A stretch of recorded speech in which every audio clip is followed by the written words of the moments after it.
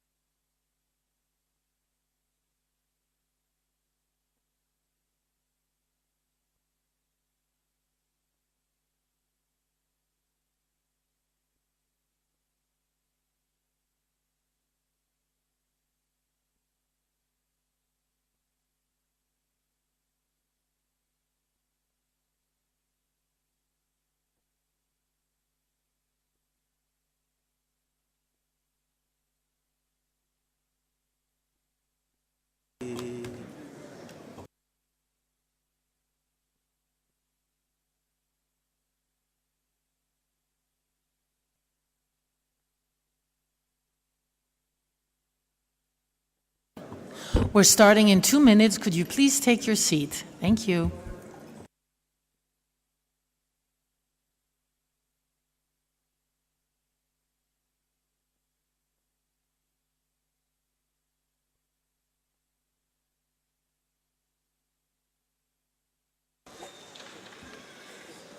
Channel B Western Lagos.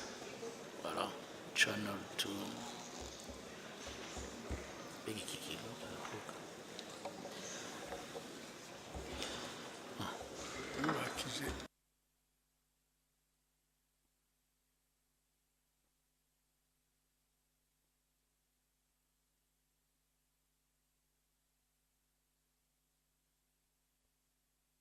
Okay, so.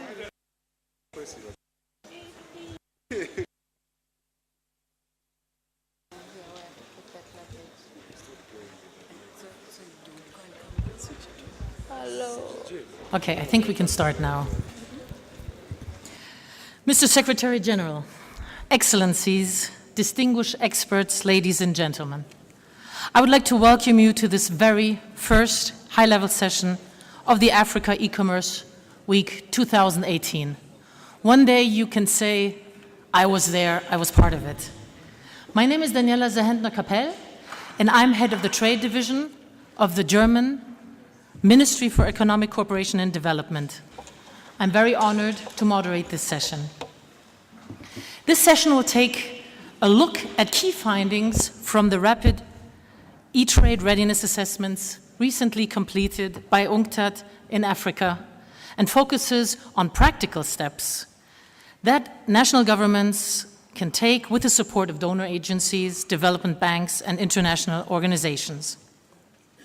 As a quick reminder, rapid e-readiness assessments for least developed country initiative of UNCTAD was launched in 2016, and since 2017, assessments have been carried out in 15 countries, including 7 in Africa, in Burkina Faso, Liberia, Madagascar, Senegal, Togo, Uganda, and Zambia. And additional assessments are on the way in Benin, Lesotho, Malawi, Mali, Tanzania, and Niger. The rapid e-trade readiness assessments examine the existing situation in a country in 7 areas highlighted by the e-trade for all initiative. These are e-commerce strategies, ICT infrastructure and services, payment solutions for e-commerce, trade logistics, legal and regulatory frameworks, skills development, and financing solutions for e-commerce. In this opening session, we have distinguished guests from different stakeholder groups involved in the e-readiness assessments, governments, agencies, and private sector. Today, UNCTAD is launching 3 new assessments for Madagascar, Uganda, and Zambia. Among the distinguished panelists, the representatives of 3 countries will share their experience and ideas, especially on how to move forward with the e-commerce agenda at national level and to turn the recommendations contained in the assessments into action. For the discussion, I encourage you all to focus on practical steps that need to be taken by the different stakeholders, for instance, African governments, donor agencies, development banks, international organizations, the private sector to this end. So, before turning to the distinguished guests, we are privileged today to have with us Dr. Kituyi, Secretary General of UNCTAD, as well as several e-trade for all partner agencies who will deliver keynote addresses. Dr. Kituyi, the floor is yours. Thank you very much, Daniela. Distinguished members of the panel, many of whom are very good friends, and bidding you welcome, Bishar, Arancha, Vera, I know Annette, I wanted to call her Baganda name, Oh. The entire, apart from you and the head of the UN Economic Commission for Africa, Vera Songwe, these are members of the Geneva community, and welcome away from the weather of Geneva. Honorable ministers, ladies and gentlemen, when I convinced my staff that we experiment with the first e-commerce event held outside Geneva, it was not just because of the exponential growth of attention to e-commerce week that we host every year in Geneva, but because of a sense of urgency that much of Africa is being left out of this discourse, and that we have to find concrete ways in which we can engage. Not just engage that we are talking together, but that we share a sense of purposefulness. We as an organization had the privilege to host the meeting at which E-Trade for All initiative was launched formally at UNCTAD 14 in Nairobi in the year 2016. This allowed us to roll out the E-Trade preparedness studies, which has been a phenomenal tool, diagnostic tool for LDCs on where they are, how far they have come. As we speak now, we have completed 15 LDC readiness studies, 7 of which have been in Africa. We have in the pipeline, as mentioned, quite a few others waiting to come out. And I'm very, very happy that we have a distinct product that we can present during this meeting in Nairobi. I want from the outset to express our appreciation to our donors and partners who have made it possible for our teams to work together with the different governments on these e-trade readiness studies.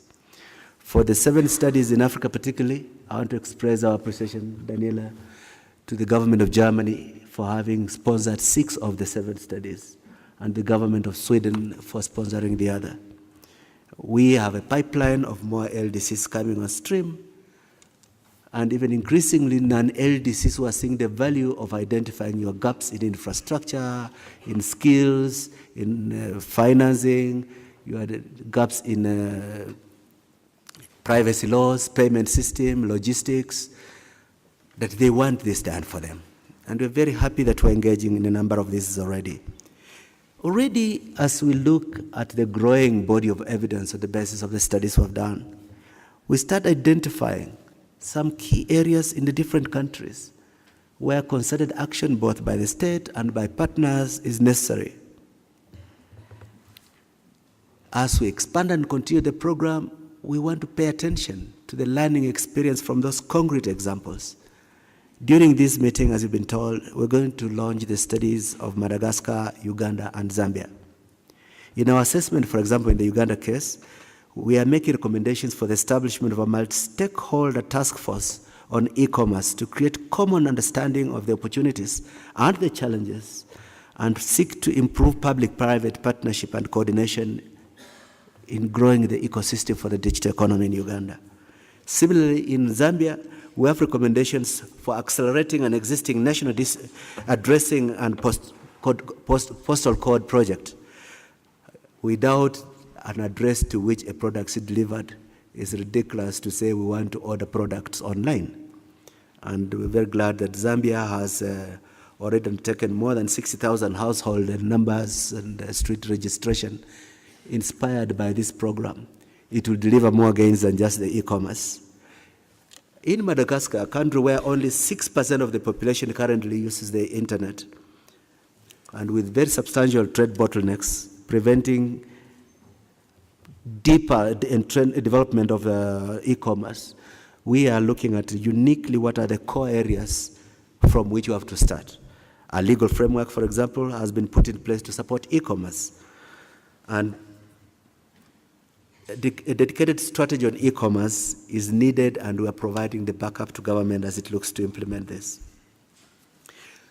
Faced with the current global trade challenges, many countries are moving fast into the digital and addressing challenges and opportunities on the digital landscape. But it is critically important that the ministries see their responsibility as not only mobilizing resources, but hosting dialogue with the different players within their countries and looking at best practices among their neighbors. We are very glad that in the coming period, we'll complete the 8 ongoing studies of Benin, Lesotho, Malawi, Mali, Niger, and Tanzania. And after, as I mentioned, we're already making some steps to get out of the LDC community to other countries, both in Africa and the rest of the world. For example, in February, we'll be beginning the first enhanced e-trade readiness assessment of Iraq, financially supported by the Islamic Trade Finance Corporation. Early this year, we completed an ambitious national strategy of Egypt, which I find very, very instructive for 2 things. The government of Egypt came to us and said, we have an ambition to be the e-commerce leader in Africa in the next 5 years. That is where we want to go. We want you to walk with us the path of how to get there. A product of this was a national e-commerce strategy that has been completed and embraced by the government of Egypt, funded by MasterCard. Last week, I had a meeting with the Prime Minister Saad Hariri of Lebanon, where we have just completed a national science, technology, and innovation policy review. And the first thing he said is, before you leave my office, I want you to confirm that you are coming to help us do a national strategy on e-commerce. The appetite is growing, but the laggards are primarily on this continent. We share a challenge, and I hope that in the course of this meeting, in listening to senior government officers, leaders from the international community, passionate supporters of the enabling possibilities of the digital economy for the hearkening the call, leaving no one behind, will help us grow a sense of urgency and a sense that we have to lock our steps, not only as we grow e-commerce at home, but as we grow cross-border e-commerce between African countries and between Africa and the rest of the world. The final thing I would like to say is this. The e-trade for all initiative is a first major diagnostic step that all countries that have no clear comprehensive policy on the direction to take must take. Then you can have the specific basis on which you can negotiate with donors, with investors, with makers of government policy on the priority areas of investment. But as we enter the digital space, also important, and I mentioned, it's very easy to think electronic market presence is economic progress. We must not abandon the reality that we need to build productive capacity so that electronic market presence is a possibility to sell something, not just to buy made in India and made in China, but also to sell made in Africa. Thank you very much for your attention, and I wish you very successful discussions. Yes, thank you very much, Dr. Kitui. I think it always needs people at the top of institutions anywhere to see where the chances are, and you see with all the demand that is coming, you've obviously hit the nerve of the time. So congratulations, and keep going in that pace. Now I'd like to turn to Dr. Vera Songwe. She's Executive Secretary for the United Nations Economic Commission for Africa. Thanks for being here, and please, you have the floor. Thank you, Daniela. Let me start also by saying hello to my colleagues and old friends, Bichara, Alessandro Vitale, who is also here with us, Arancha, of course, nice to see you. Really, you have brought Geneva to Nairobi. It's the weather, I suppose. Yes. Annette and Daniela, thanks for the introduction. I think that when the Secretary General called and asked ECA and myself to attend and come and participate in this forum, I could not but say yes, because I think it's a particularly important subject, and I think the introduction that you've made and the discussions that you've been having all day probably emphasize the importance of that for all of us. the digital economy is clearly an opportunity for Africa, but it cannot be, we cannot, I think, take full advantage of it if we do not understand what we need to do. I think that a lot of the work, the excellent work that is happening around the e-commerce is coming to sort of sit on top of what we're doing at in Addis, and we sit in Addis, so we have this sort of African Union beside us, which helps. Because a lot of, I think, our strength around the digital economy would really come from our numbers as well, and how we can sort of collapse the African economy into an economy that has the kind of power like China, and that therefore can move those goods. Digital trade or digital e-commerce is clearly something that I think businesses across the world are benefiting from. It is now estimated to be an economy of about 15 trillion. Business to customers is about $1 trillion. In Africa, e-commerce is growing quite rapidly. It's almost 40% annually. McKinsey estimates that on the back of the massive mobile penetration, Africa's e-commerce will grow to about 300 billion by 2025. So that's sort of, the numbers are there. I think when we talk about what will SMEs do on the continent, where can they go, clearly e-commerce is part of that answer. On the continent, we see a rise in the number of platforms that enable online trading, OLX, Zoom in Tanzania, Jumia. Jumia, for instance, employs about 3,000 people on the continent and has partnered with some 50,000 local African companies. The digitization of trade provides important opportunities for both micro and small and medium enterprises, and we know that if we really want to get growth on the continent going, we need to support the small and medium enterprises. When we look at the East Asian experience, a lot of the growth that came out of East Asia came really from SMEs, and so if we want to replicate that, we need to sort of support our SMEs as they grow. The e-commerce platforms are also gaining a much online presence. I think as the Secretary General just articulated, for them to gain an even better presence, we need to understand what is the right e-commerce strategy and how can we take advantage of it. We see, I think, the biggest e-commerce platform in the world today is Alibaba's Ant Financial Services in China. And I think that a lot of the work that is also being done with UNCTAD is to gain and understand some of the knowledge coming out of Ant Financial and Alibaba. I think Alibaba is your goodwill ambassador for UNCTAD. So clearly, going in there, you have Jack Ma. You have a very clear sense of what's going on.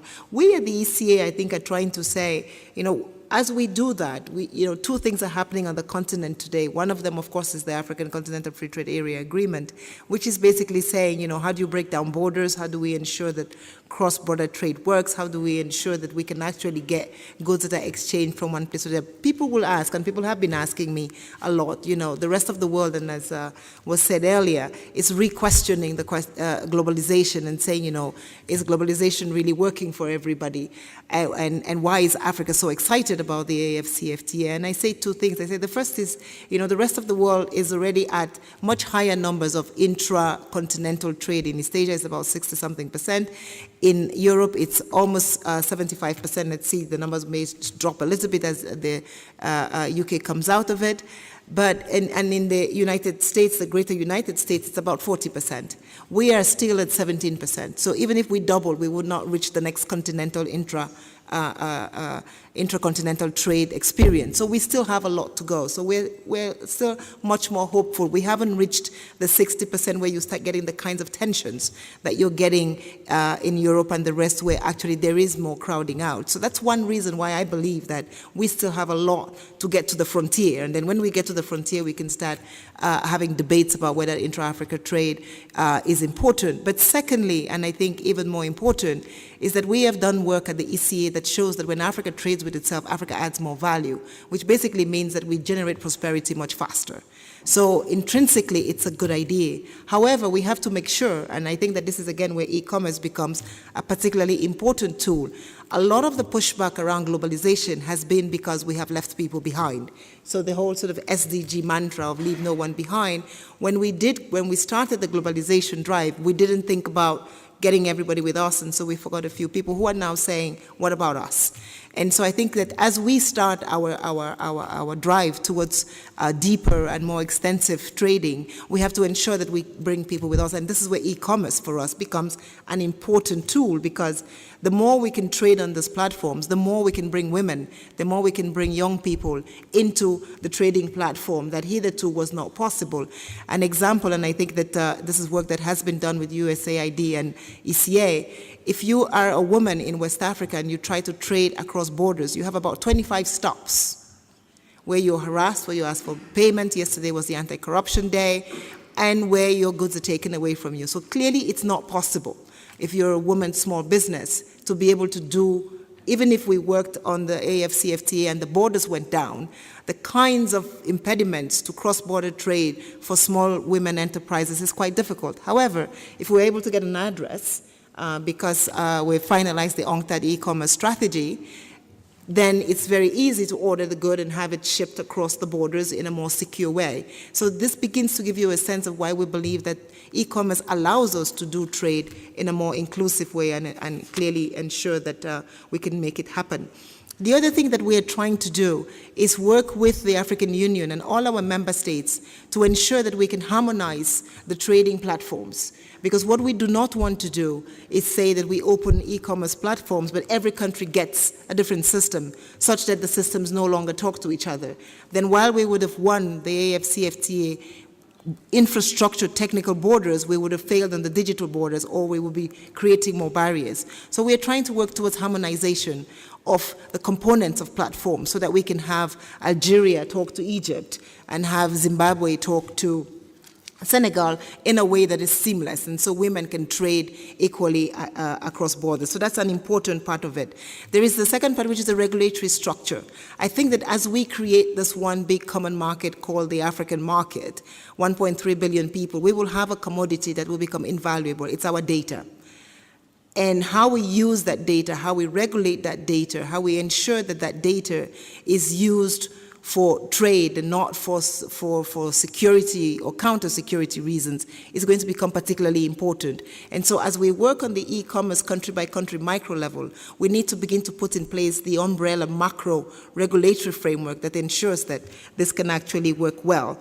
And so that's part of what we are trying to do on the back of the CFTA agreement, to see if we can work with our member states and the African Union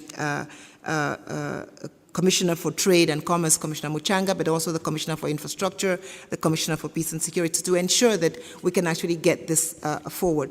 Now, for us to actually trade with each other on the continent, we need to have an ID.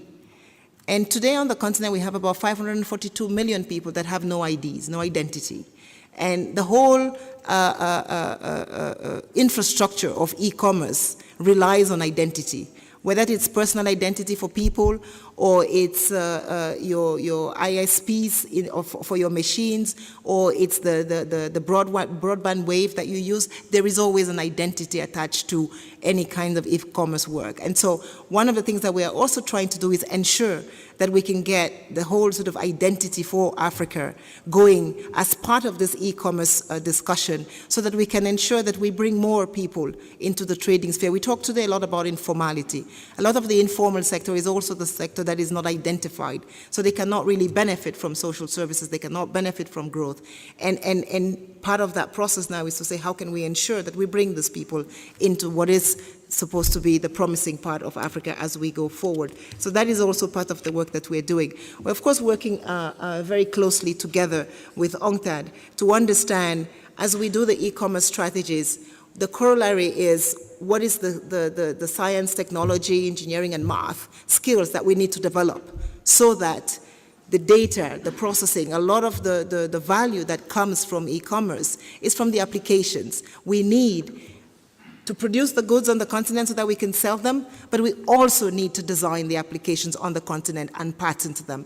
The second part of the CFTA discussion is around intellectual property rights, and so a lot of the work that we're doing is to ensure that Africa actually has a seat on the table when we talk about intellectual property rights and how we can actually take advantage of this e-commerce digital economy to ensure that Africa begins to gain much faster on that space. And we see occasionally, very often now when young African girls, it's mostly girls, go to Silicon Valley, they win all these competitions. So clearly, it's a gender-neutral space where we can get a lot more women into economic activity much faster. So we really hope that as we do the work on the e-commerce, we contribute on the harmonization, on the regulatory framework, we can come together and realize this next dream for Africa, which is the digital economy. Thank you very much.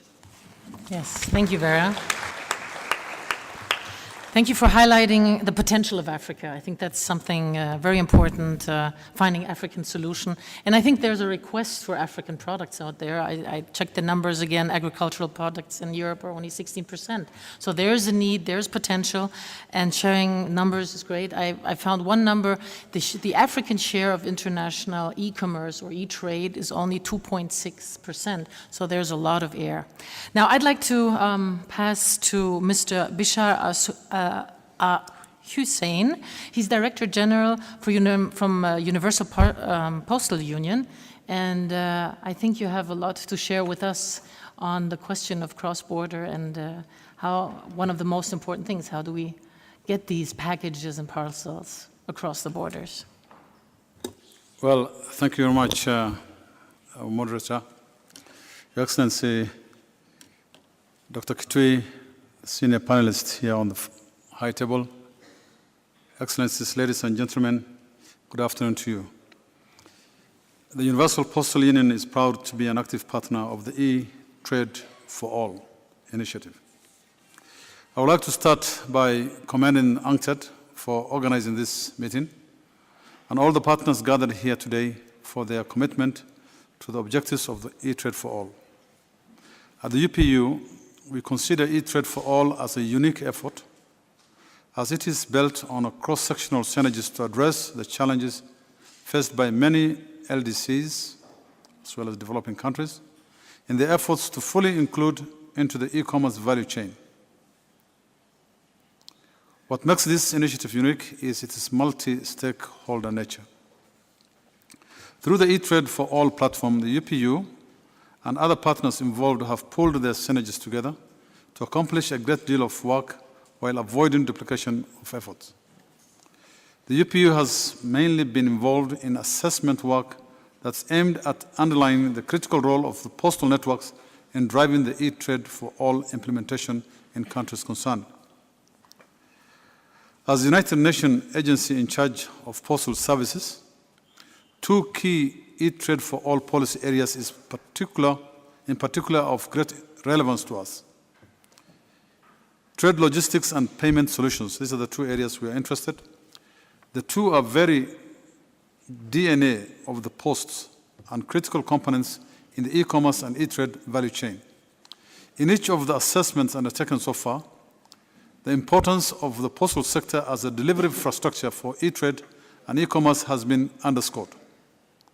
We have also identified gaps and challenges that need to be addressed in order to position the post as the contributor to e-commerce readiness in the selected countries. So how do we move forward and translate assessments and recommendations into action?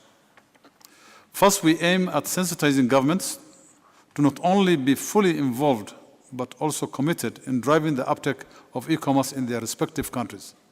Government's role is key to success in this initiative. There has been many private individuals who have tried to set up e-logistics in Africa, but there are challenges.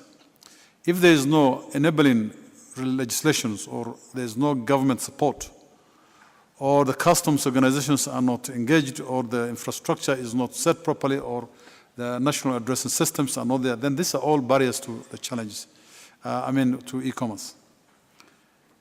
Secondly, on the trade logistics side, the UPU is working directly with postal operators at country level to build their operational readiness for e-commerce.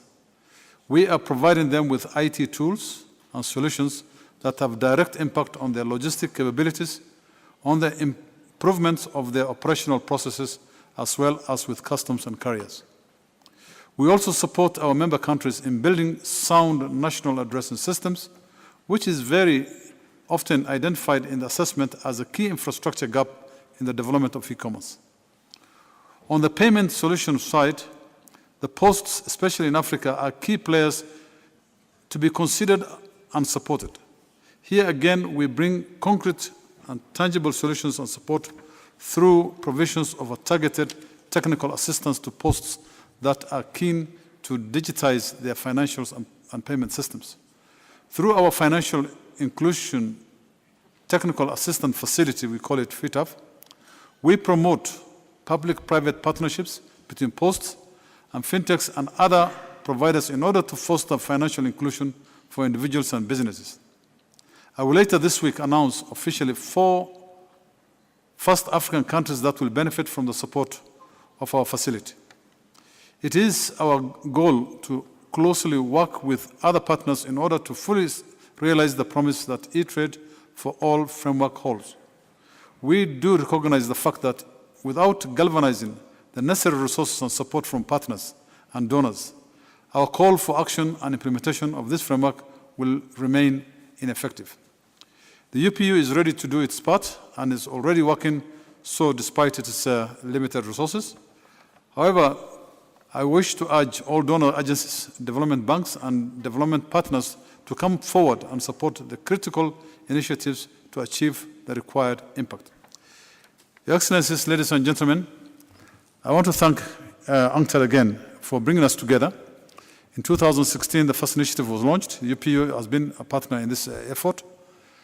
What I want to say is that we have realized in UPU that we need to have, just like Ms. Vera has just said just a few minutes ago, that we need to have a continental e-commerce strategy and policy.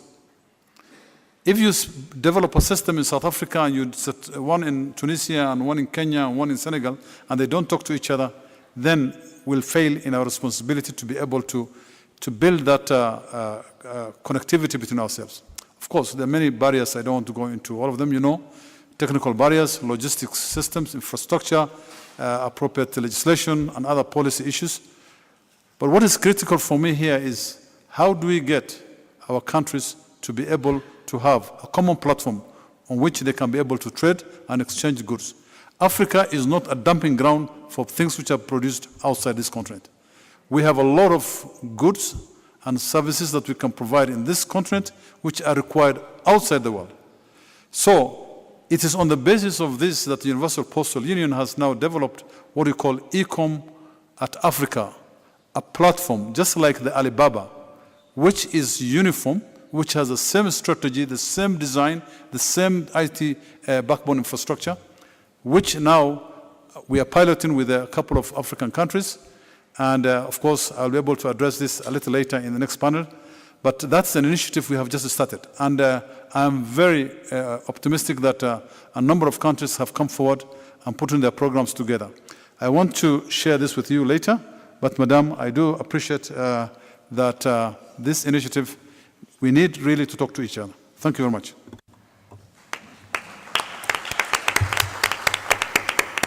Yes, thank you, Hussein. I think you made it quite visible how important it is that this is a multi-stakeholder process, because you need all these stakeholders on board to really have impact. Now I would like to turn to, I don't have to introduce her, I think everybody knows her in the room, Arantxa Gonzalez. She's Executive Director of the International Trade Center.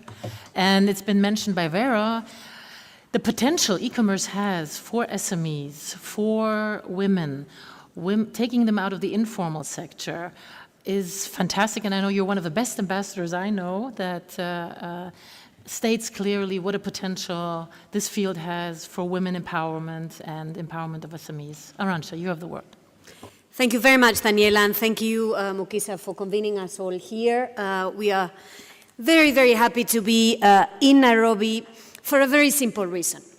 Many people talk about the fourth industrial revolution, but in reality, we are living the first digital revolution. And it's only appropriate that in this first digital revolution, Africa puts its mark in shaping this revolution. So not just Africa as a rules taker or as a market for others, but Africa as shaping the rules that will govern this first digital revolution. This is my starting point. UNCTAD has asked us one very simple question. They have put on the market rapid e-trade readiness reviews. What do we do after these reviews are done? And how can each one of us contribute to taking these reviews forward? ITC thinks it can contribute in 3 ways. Number 1, transforming the areas that have been identified in these reviews into actionable strategies that will drill down the specifics of each one of the areas that have been identified with actionable measures that governments, that private sector, that organizations, that civil society can take to materialize those results. This is precisely what we have done in a number of African countries, from Gambia to Guinea, Rwanda, or Senegal, and put e-commerce within the broader ICT services sector, which is what this is about. Second, we believe we can bring the focus on digital entrepreneurship. The actions that have been identified have to be actions for entrepreneurs to thrive in this digital space. Entrepreneurs that are going to be at the origin of the platforms, the financial or payment solutions, the logistic solutions that need to be developed to realize the potential of electronic commerce. But also working on digital skills that will help businesses sell online. Businesses already, and anyone in Africa can buy online. The challenge of this discussion is, as we just heard from Mukisa Kituyi, making sure that African entrepreneurs can also sell online. So where we think we can bring an added value to this discussion is by focusing on digital entrepreneurship. This is what we are doing in Rwanda, and we're doing this with Daniela and her colleagues in the GIZ. We are doing this in Uganda and Senegal, together with the Netherlands. We are doing this in UEMOA, together with the EU. We are doing this in Morocco, and the list goes on. And if you want to know what this is about, you only need to ask 8 companies that we have brought to this discussion. Let me tell you who they are. Xente, working on fintech in Uganda. Simba Women, working to connect women entrepreneurs to digital marketplaces. Yaka and Innovex, selling services, education services online. Kabibe, Prectech, Clinic Master. All of these are companies that are active in this space, and there are millions like them in this continent. What we have to do is help them thrive in electronic commerce markets.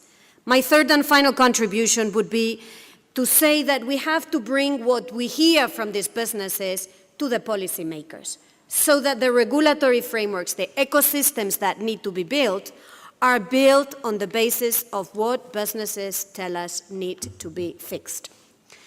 This is what we have done with polling more than 2,000 companies across the world on electronic commerce, the obstacles and the challenges they faced, which we brought to the WTO membership for them to understand what is it that they need to fix as they discuss electronic commerce in the World Trade Organization.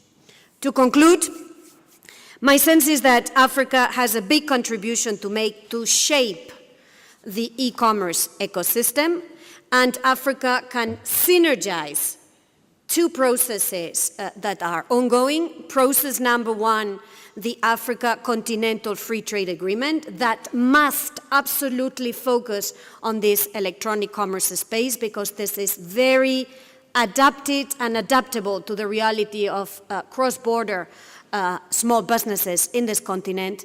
And 2, the ongoing discussions in the World Trade Organization. For the first time in history, Africa has an opportunity not to take the rules that someone else makes in the WTO, but to make these rules in WTO as it is making those rules in the Africa Continental Free Trade Agreement. So thanks again, Daniela and colleagues, for this opportunity, and looking forward to the conversations this week. Yes, thank you very much, Arantxa, for showing and proving that you're standing there at the side of SMEs that have it very difficult in this field of e-commerce, and standing at the side of women, supporting them. Because I think if we don't manage to prove to the people that e-commerce can have an impact, then we're losing altogether. So this is what we need to do. They need tangible results. People need to feel that it makes a difference. So thanks for being there. Now, the whole Geneva community would not be complete if we did not have the enhanced integrated framework. So I would like to welcome Annette Mesum-Semuvemba. She's executive director. No, sorry. I made you more than you are at the moment, right? But you're getting there, right? She's Deputy Executive Director of the Enhanced Integrated Framework. Welcome. The floor is yours. Thank you, Daniela, and thank you for bestowing upon me a new title. SG Kitui, distinguished members of the panel, and the audience. I'm delighted to be here today, and I've listened very keenly to the speakers that came before me. I think this topic, the importance of this topic cannot be overemphasized. We've heard from everybody why e-commerce is important for the continent, and I would like to commend UNCTAD for bringing the discussion to Nairobi.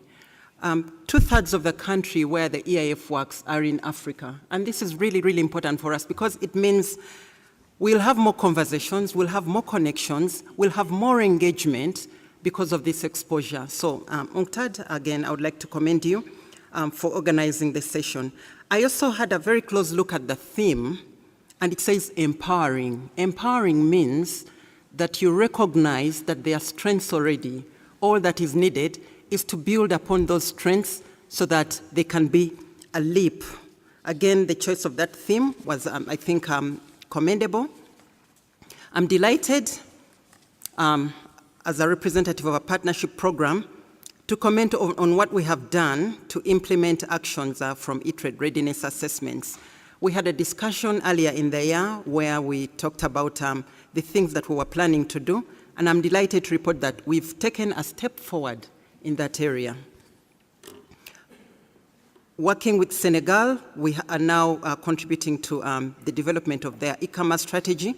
And a few weeks back, we had discussions with Minister Sarr, who is coordinating an e-commerce regional program to bring together value chains that are important for the region. So while there are value chains in each of these countries, in Senegal, in Burkina Faso, in Guinea, all focused on mango, how does West Africa ensure that that value chain is reaching external markets using e-commerce? So moving forward beyond just the assessments to actions and ensuring an ownership process at country level. In Rwanda, and I had Arantxa clearly already working with the country, they've proposed to us a program that will include access to international e-payment solutions and platforms to strengthen their regulatory frameworks for consumer protection and intellectual property. Again, that's a practical solution that Rwanda as a country has brought to us, proposing for support to these important areas that have been identified. These are just a few examples in Africa, but because we work elsewhere in the world, and we think in other LDCs, not in the world, and we think that there are a number of learning opportunities, I would like to share what's happening elsewhere that I hope will also enable us to learn. In Bhutan, we've contributed to the development of an online platform for auctioning of potatoes. That is a very practical platform that enables farmers based in rural areas to bring their potatoes to a central place where an online auctioning process happens. Many of them do not even have to move to the marketplace. The potatoes are pulled and taken to this marketplace through their cooperatives and auctioned online. It's bringing greater income for farmers. It's allowing women to participate and contribute and get engaged. It is such practical solutions that we need even here in Africa. I've listened to the discussions since the morning started, and we've heard a number of solutions. I don't think we are short of solutions. I think what needs to happen now is the implementation. We also need to try and be creative and innovative in the approach so that the solutions that we have target the enterprises at the various levels, that we target enterprises that are micro and have solutions for them. We've heard about mobile phone penetration. How do we then work with the countries to ensure that that tool is working for the small enterprises? I would like to further inform you that we are finalizing the process of launching our new strategy for 2019 to 2022, and by the end of this month, we'll have a steering committee where we will disseminate the key thematic areas of work, and emphasis has been placed on e-commerce within that strategy. We will dedicate thematic resources to focus on priority intervention on this space. We're looking at innovative approaches, for example, putting aside resources that could be targeted to private sector enterprises, working, of course, with our partners and international agencies, so that we broaden our work beyond working on institutional mechanisms in country, but rather also ensuring that the private sector is also engaged and involved. We therefore look forward to collaborating with our partner agencies, such as UNCTAD, ITC, and others, to deliver these ambitions. Other approaches that we have taken is to ensure the inclusion of a DTIS chapter on e-commerce in all DTIS updates. So for all DTIS updates that are coming up, we've advised that it's important to have a chapter focused on this important issue. This is because the DTIS is a blueprint for which resource mobilization happens for projects in country. If this topical issue is missing, resources will be mobilized on many other areas, excluding this important area. As I conclude, again, it's very clear we know the solutions. I think let's get down to action. Let's build partnerships that deliver impactful results, that deliver tangible results. And I'm really pleased that we work closely with all the agencies here with the panel. Even with the Universal Postal Union, we started a conversation lately, and I'm really happy that it will lead to some fruitful results, hopefully. It's those collaborations, those partnerships that allow us to harness resources and to work together, because individually, perhaps we won't go a long way, but together, I'm sure we'll deliver good results for this continent. Thank you very much. Yes, thank you very much, Annette. Yes, taking it from assessment to action. I think this is very important because with these assessments, you create a momentum, awareness of where are the gaps, how do we bridge them. And I think it's up to the agencies together with the donors and international organizations to then decide what do we do with this momentum and how can we deliver on fulfilling the recommendations. So I think it's important to have not such a long time lag between both of them. And since we have the first assessments now, we really all need to come into action. So at this point, I would like to dismiss the panel of agencies because there's been so much requests, so we will just change the panel at this point. There are many, many people more that we want to listen to. And then we will also have a presentation from Vitali, who will give us a first insight of the main findings of the existing assessments. And so he will get ready. And I would like to ask you for a round of applause for these really great panelists for being here. Yes, thank you very much. So I would like the next group of panelists from government representatives to please come to the stage.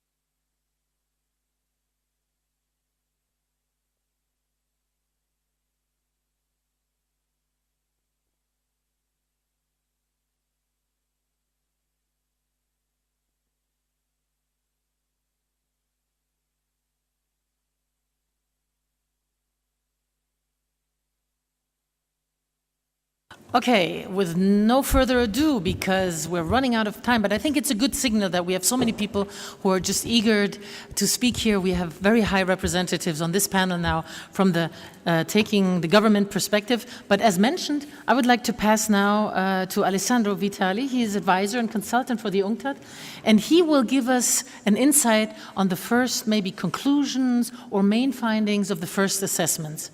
Vitali, you have the word.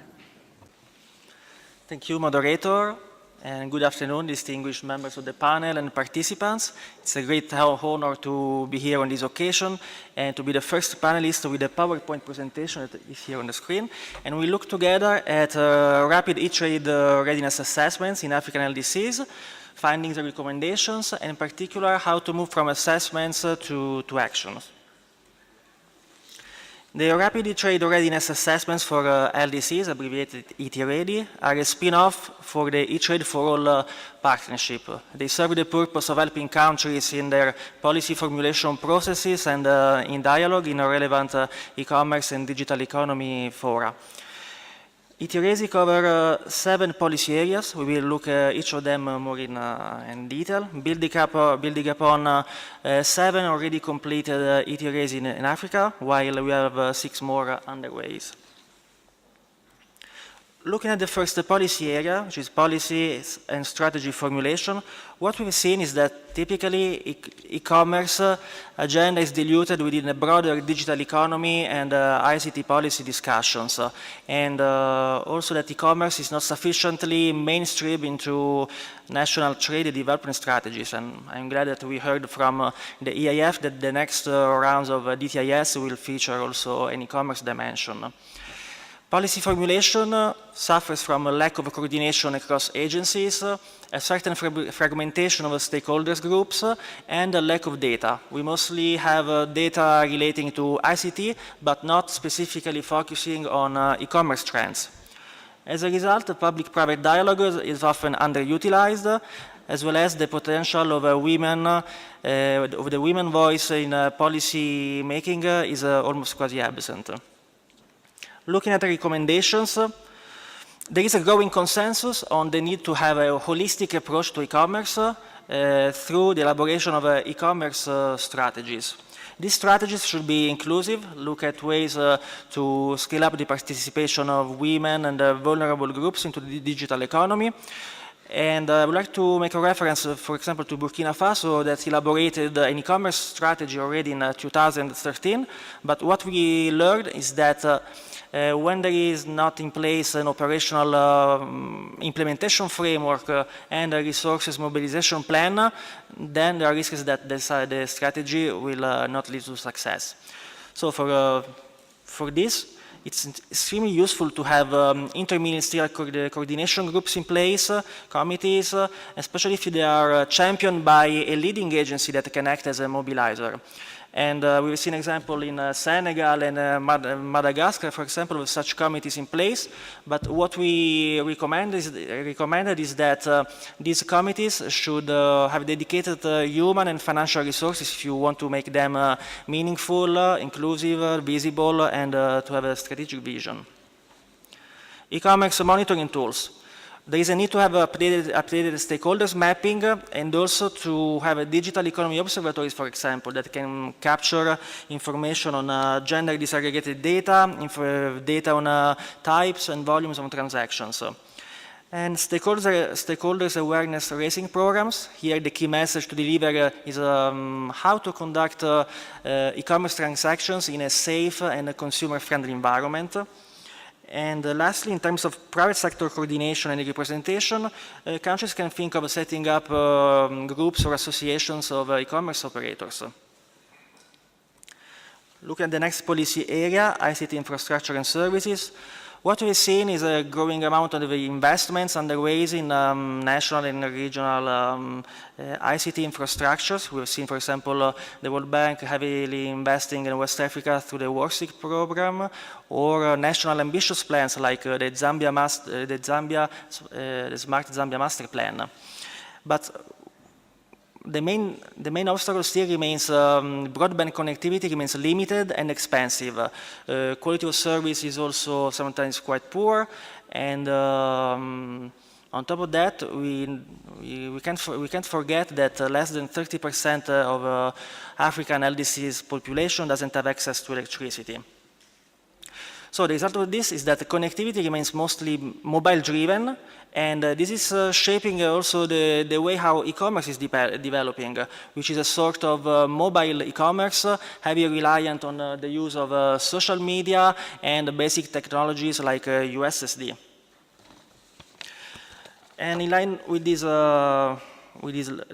reasoning, also informal e-commerce is proliferating, while at the same time we have also seen a growing demand for business diversification inspired by recognized e-commerce good practices and by a growing uptake of e-government services. What is usually recommended is to scale up infrastructure investments in fiber optic networks and international connections.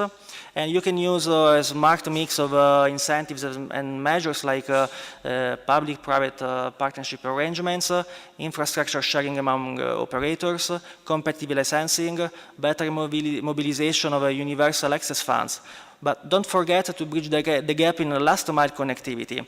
And for example, we've seen in Togo how the government is partnering with telecom operators in installing Wi-Fi public hotspots in universities and underserved areas. Of course, the appropriate mix will depend on country-specific factors, particularly the economics of technology adoption and the regulatory interventions, the geography, and so on. And another aspect to carefully deal with is the quality of service.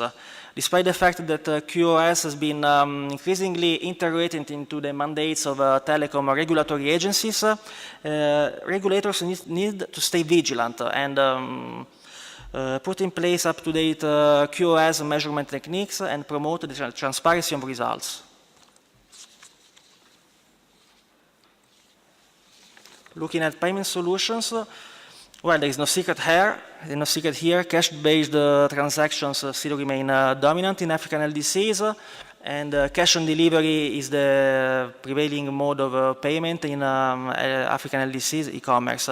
And this is justified by the fact that there is sometimes among the population a growing association of e-commerce with transactions which are not trustworthy. And yeah, payments online remain scarce, and mobile payments, despite the tremendous growth in mobile payments, still remain mainly cash transfers rather than merchant payments. So payments also remain mostly intra-network, and bottlenecks are encountered in cross-border payments. So what is usually recommended is that to promote, still continue to promote mobile payments and other cashless solutions, and countries can also consider adhering to platforms like the Better Than Cash Alliance. Government can still play a role in promoting e-payment schemes, like a digitization of salaries, grants and subsidies, tax, e-government services, and so on.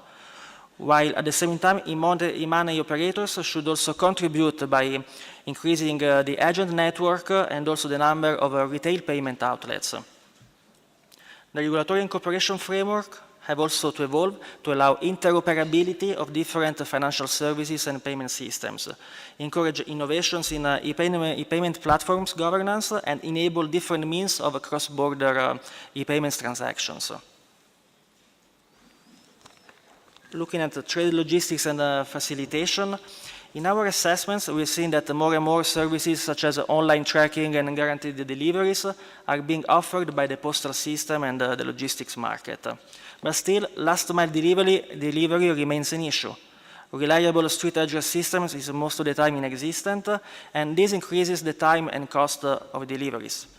We've seen, for example, in Senegal, the private sector pointing out that it was sometimes easier and cheaper to honor international transactions from Dakar rather than to serve remote areas in the country.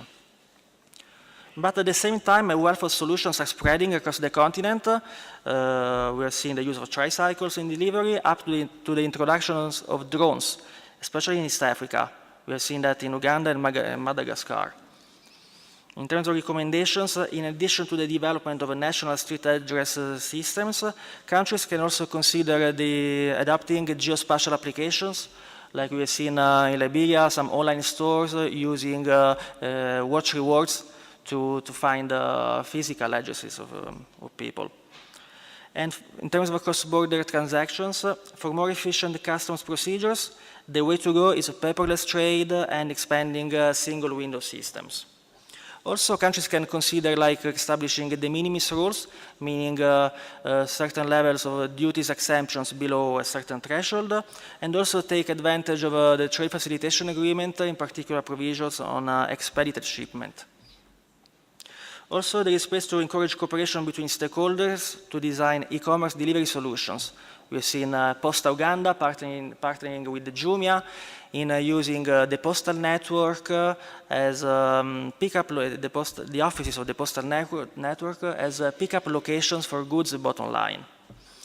Also, rehabilitation of physical infrastructures, that should remain a critical priority, along with the uptake and automation of logistics management operations. And then the last point I would like to make is also to work to reduce the burden of informal operators within the e-commerce logistics chain to reestablish a certain level of fair competition. Looking at the legal and regulatory frameworks, we've seen African regional economic communities that have been instrumental to provide an overarching legal framework, but still countries are lagging behind in transposing and adapting provisions.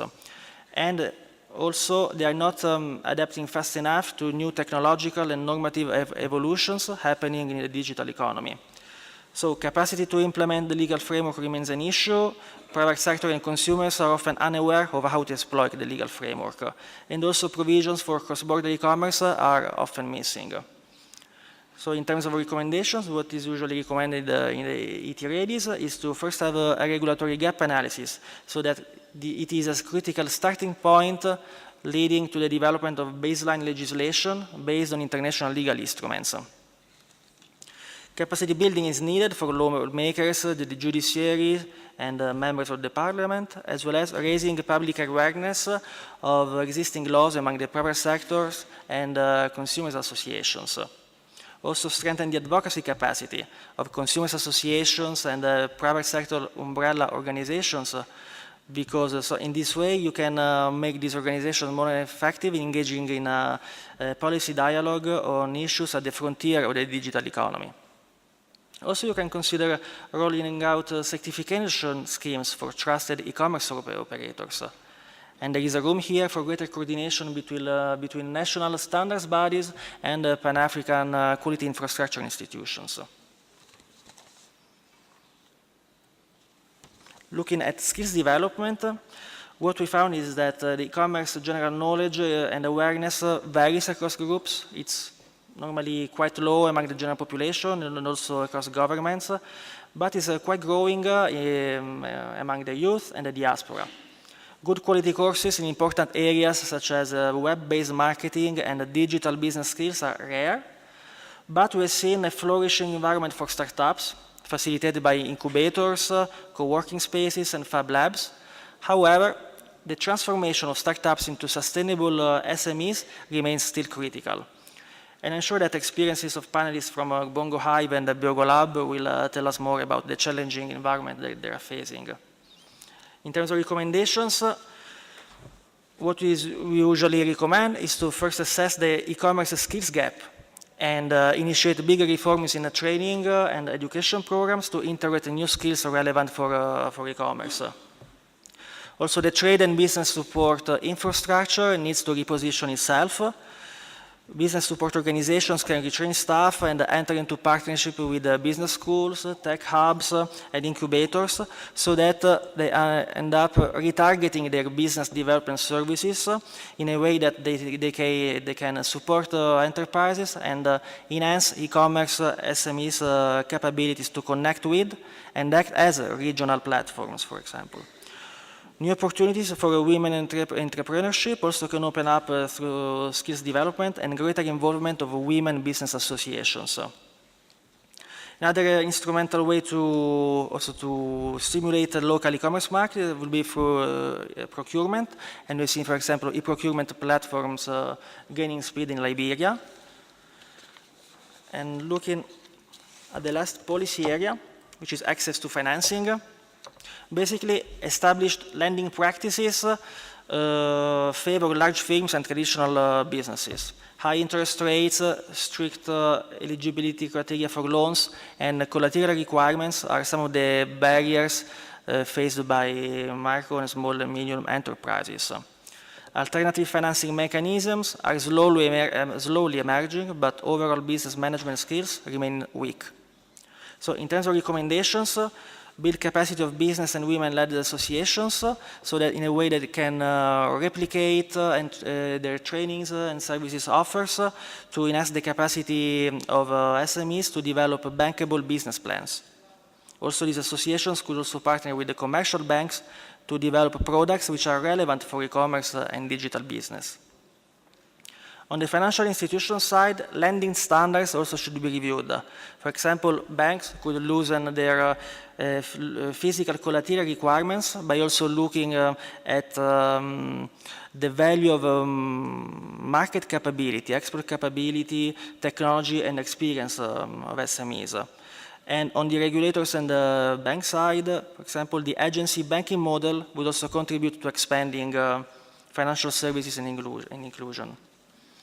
Lastly, increase awareness about alternative funding models. There are instruments like innovation grants, loan guarantees, incubators, venture capital, crowdfunding that still can untap some opportunities in terms of funding SMEs. I think we can approach to the conclusions.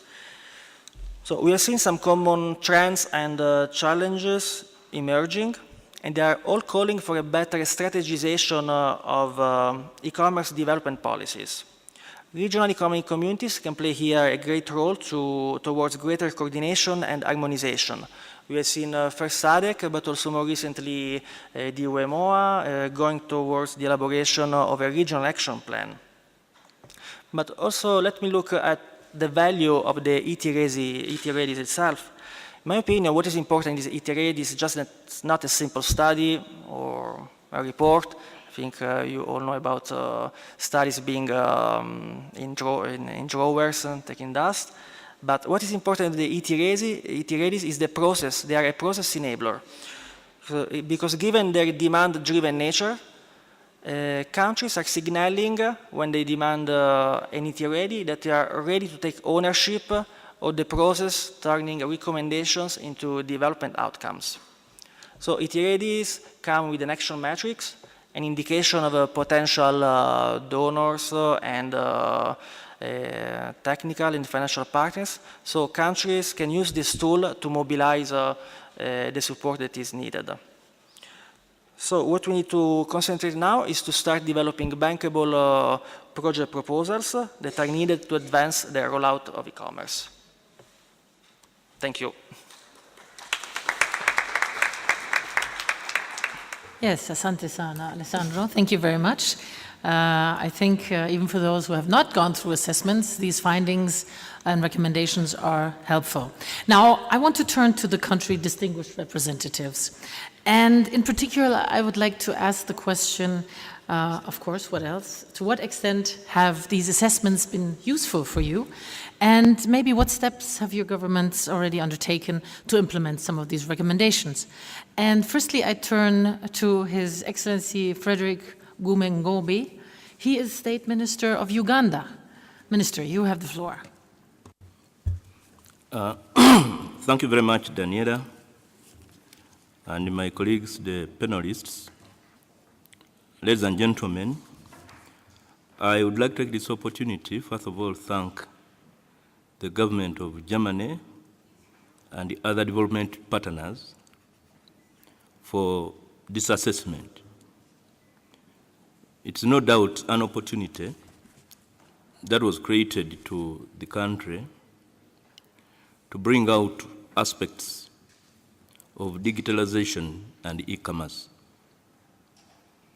Definitely, out of this assessment, we have also got an opportunity to identify the opportunities that we can exploit for its development.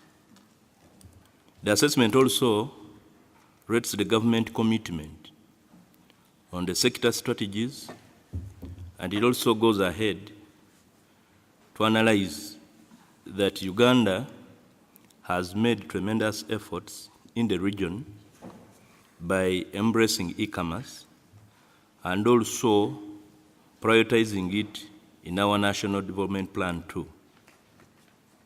We have also regulations to the effect in order to support e-commerce, but also the assessment went ahead to identify the policy gaps,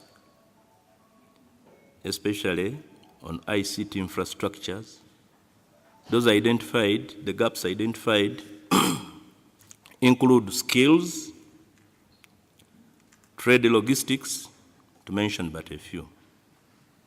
In all, the assessment is a baseline study, and it also goes ahead to provide a roadmap which gives us an opportunity on what to do next. So without mentioning, would like to thank the assessment and assessors for the input done. We have a responsibility to elaborate to the audience on what we are currently doing as a country. Ladies and gentlemen, you'll find that logistics and trade facilitation is a very paramount aspect on e-commerce. For example, on e-trade, we have formed the e-trade portal and launched it.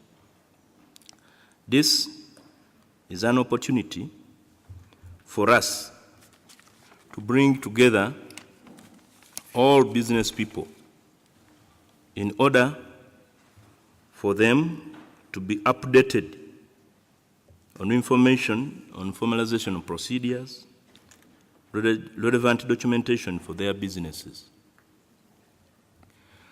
We would also look at the e-single window that has been initiated in the country. Here, several entities are brought to one platform to share, register, and do business. This has reduced the time of doing business by almost 30%. We have also the online e-tax services. This is by the Uganda Revenue Authority, where people register for their tax identification numbers online. They generate payments for domestic taxes, etc. The country also has a strategic challenge of improving the tourism sector. So to ease in and attract tourism, the country has now brought up a tourism application for visas online. This has increased the influx or the inflow of tourists. But at the same time, you know, doing business online requires electricity. We have to extend electricity to the rural areas in order to capture local governments that are not covered. Currently, we are on a very comprehensive program of extending electricity to the rural areas, and it is one of the priorities of the country, especially with the formation of the new dams that are about to be completed. We have also made progress in the legal framework. The legislation on ICT has been developed, and we have electronic signatures and other bills are also before Parliament. Madam Chair, we also need to share with colleagues on what we need to do as a country. One, it was noted in the report that we are exporting online more than we import. Now, what do we need to do? We need to balance and ensure that more imports are online than exports. The country imports, businessmen import vehicles to the country. And this takes a lot of money, but it also has some saving in a sense that on E-line, the traders no longer board planes to spend money on transport and on accommodation. They order for items online. But at the same time, we need your suffice it to note that we have an agro-based economy, so we need to improve agribusiness. And this improvement, we must make sure that the agro dealers have put a lot of emphasis. We need to build capacity for them to know that they can market their produce online. And this is a very important aspect, and it also requires for value addition. We also looked at we need to build a digitalized skill and content. We need people to have skills in digitals and contents. How do we do this? People must understand. People must be told that if you went e-business, you would have to save a lot. But suffice it to note also that the country has gone ahead to institute the universal education. Because if you are not educated, definitely you cannot use e-business for your own development. We have also looked at the development of the online markets, reviews, and also there's a very big challenge of us looking at the curriculum.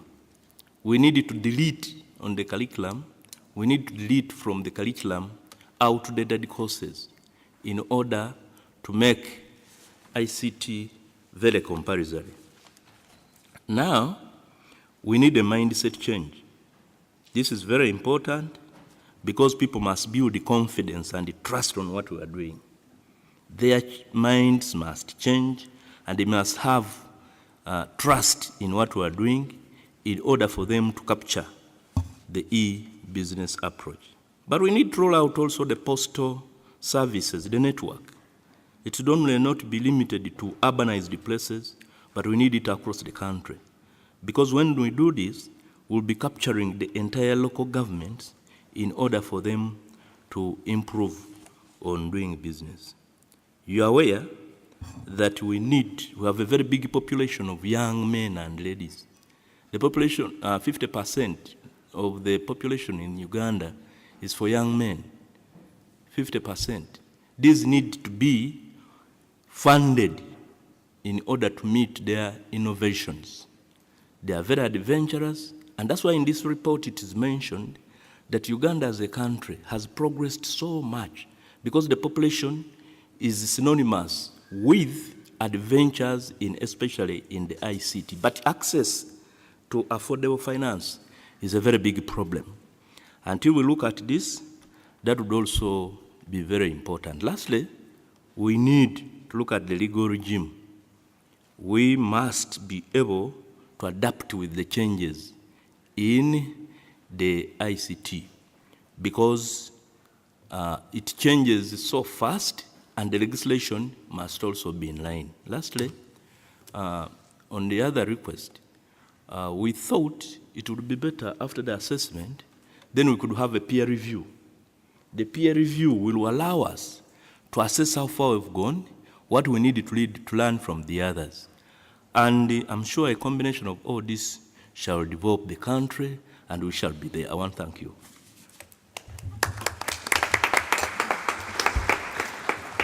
Thank you, Minister. Very interesting insights, and thank you for sharing with us. This has to do also with trust, and that you trust us to use these information, and I think the peer review is a very interesting aspect that probably UNCTAD will take a close look at. Now, looking at the time, we have a lot of panelists and floor interventions and private sector coming up, so I would ask the next panelists please to stick to the time and if possible even to make it short, as short as possible. And I would like to pass on to Mr. Richard Randrian Mantranto. I don't know. He's special advisor to the Prime Minister in Madagascar. You have the floor. Thank you, and I appreciate that you spelled my name properly. I know that Madagascan names are quite long, but nobody's perfect, so thank you, Chair. I'm going to speak in French, despite the fact that I can also make a presentation in English, because I see you have headsets, and it would be much easier for me since the report, the rapide évaluation rapide is in French, so it's going to make easier the presentation. Premièrement, je voudrais... First of all, I would like to warmly thank UNCTAD and, of course, the Federal Republic of Germany for the invitation made to us, to the government of Madagascar. And here I give the apologies of the minister who was unable to come, but relating to general elections in Madagascar, the campaign is at its height, and so she's unable to come. On the 19th of December, there will be the general election between the two candidates, and therefore she sends her apologies. As far as these elections are concerned, allow me to tell you a short story that is in line with our theme of e-commerce readiness. I have tried to find a translation to that in French, but it doesn't really exist, but we do understand what it means. Ladies and gentlemen, Madam Chairperson, one of the debates which is so important, which raises so much passion in Madagascar at the moment, relates to a small chip, SIM card, like a grain of rice that can be inserted somewhere in cows, or in fact any animal, and thanks to this chip, it's possible to track whenever any cattle has been stolen or hustled or rustled. There are many who say we will call the cows, and what use is that? But the idea, in fact, ladies and gentlemen, the technology exists. And why shouldn't Africa use these modern technology possibilities, technology relating to training particularly? See what's happening in Sweden. The Swedish are now very excited about chips, SIM cards for buying in shops, and they put it in between their thumb and index finger. It's like having a piercing. It hurts a little, but then after that you just use your hand, place it over the scanner, and there you go. You have paid for your air ticket, you've paid for anything. The card is no longer of any use. Ladies and gentlemen, we are at a point where modern technology is accessible to everyone for not very much money, and I'd like to continue to dream with you. The Madagascar government and the new government will be at the vanguard of everything that's possible from a tax point of view, financial point of view, so that we are able in Madagascar to catch up with the 4 countries that you just quoted, that is, the leaders in electronic commerce: Kenya, Algeria, Egypt.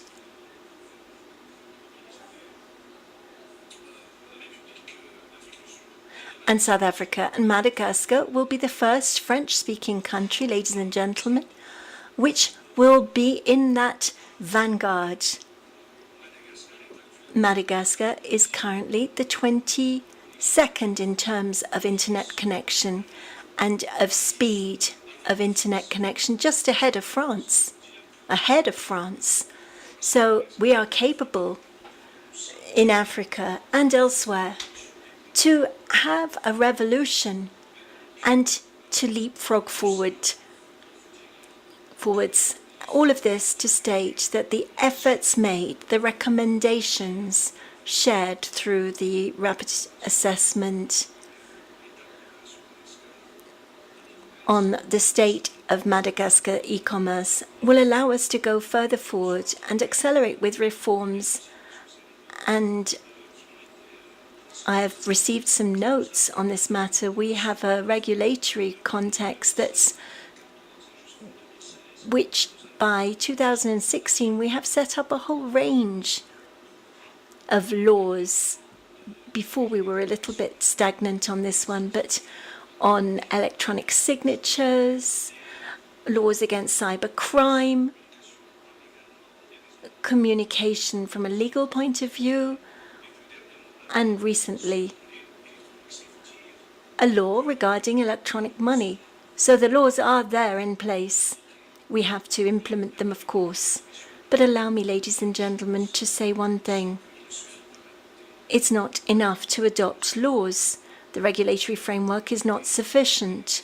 There are men and women behind who must respect them or make sure they're respected. And e-commerce is just a tool. The first function of e-commerce is to facilitate our daily life. I gave this example of what's happening in Sweden. Perhaps we will be able to register for UNCTAD using a system like this without having to stand in a queue for 2 hours. The possibilities with modern technology are extremely wide and will not cost too much. And we can move forwards. As the Minister of State said just now, there's a great deal to be done in terms of training. Your problems, Minister, are also our problems. The same as in Zambia and other countries. We have the same concerns. We don't have perhaps the same capacities. We're not evolving with the same speed for implementation of the necessary reforms. However, we are moving in the same direction, and Africa will no longer be the guinea pig laboratory for e-commerce, but a country for the future, not just for startups, but also for other commerce. I spoke about the regulatory framework in terms of capacity building. We have set up a fund for vocational training, and ICT has 1% of the budget from various sources. On the fiscal front, from 2019, we will be setting up a number of fiscal incentives so that we don't lose even those small transactions. We export a great deal. Thousands of dollars disappear up in smoke without us being able to capture the volume of these transactions.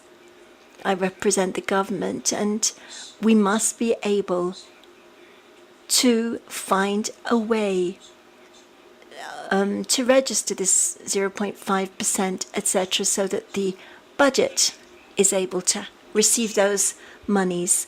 Just a few words about WTO. We're a member of WTO and have acceded to many of their agreements, and very soon we will be setting up agreements on information technology. I think it's going to be the 2. I don't think it's yet operational, if I've understood properly.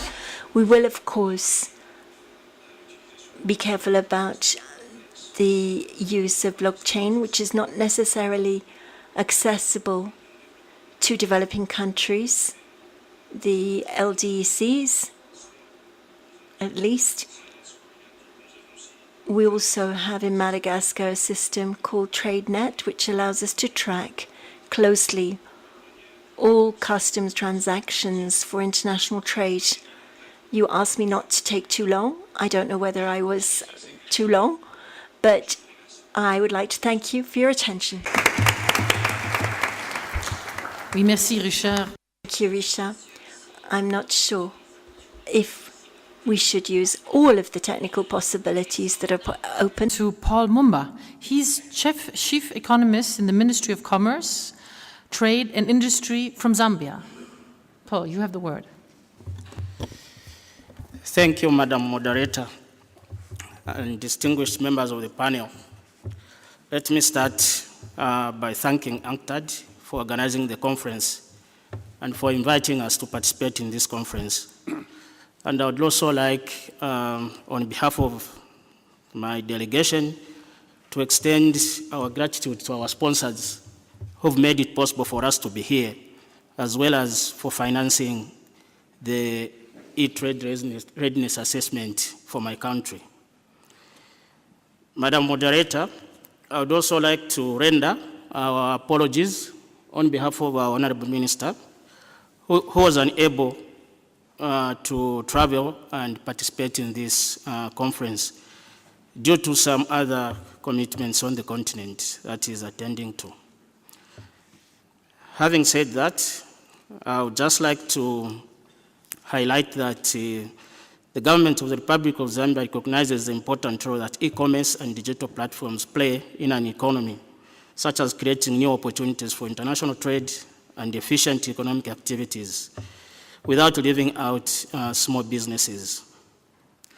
To this effect, the development of electronic commerce and digital platforms is resonated in national strategic documents such as the 7th National Development Plan, which emphasizes the need for a smart Zambia. It was for this reason that government, through the Ministry of Commerce, Trade and Industry, requested UNCTAD to undertake a rapid e-trade assessment for Zambia, and this exercise was done in May 2018. And we are really happy that today we are witnessing the launch of this report. Madam Chair, the launch of the e-trade readiness assessment document will be useful for our country in developing informed policies as well as strategies on e-commerce and the digital economy in order for us to build a robust, safe, and business-friendly environment in the sector. The report has brought out a lot of issues which point to our strengths as well as weaknesses, and it has also indicated some of the opportunities and the threats that might come with electronic commerce.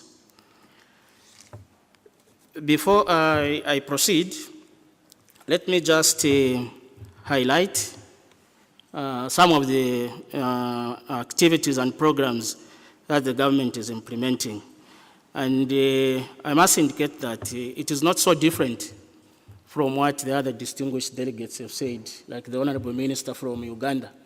When he was making his presentation, I was thinking, why should I speak when all the problems have been highlighted? But anyway, since I have the floor, let me just say that the government is already implementing some of the programs which is aimed at enhancing e-commerce in the country. And some of these include the expansion of ICT infrastructure to support e-commerce. Government currently has embarked on an ambitious program to construct 1,009 communication towers in unserved and underserved areas to enhance access to connectivity and to propel e-transactions. On the legal front, the government is working on enhancing the existing legal framework in order to strengthen the law relating to electronic commerce. The government is in the process of unbundling the Electronic Communication and Transaction Act of number 21 of 2009, and in its place to introduce 3 separate laws, which are the Electronic Transactions and E-Commerce Bill, the Cybersecurity and Cybercrimes Bill, and the Data Protection Bill. This measure is aimed at facilitating the strengthening of laws relating to e-commerce. Madam Moderator, government is also working on consumer and competition policies and laws in order to guarantee safety of the electronic commerce users.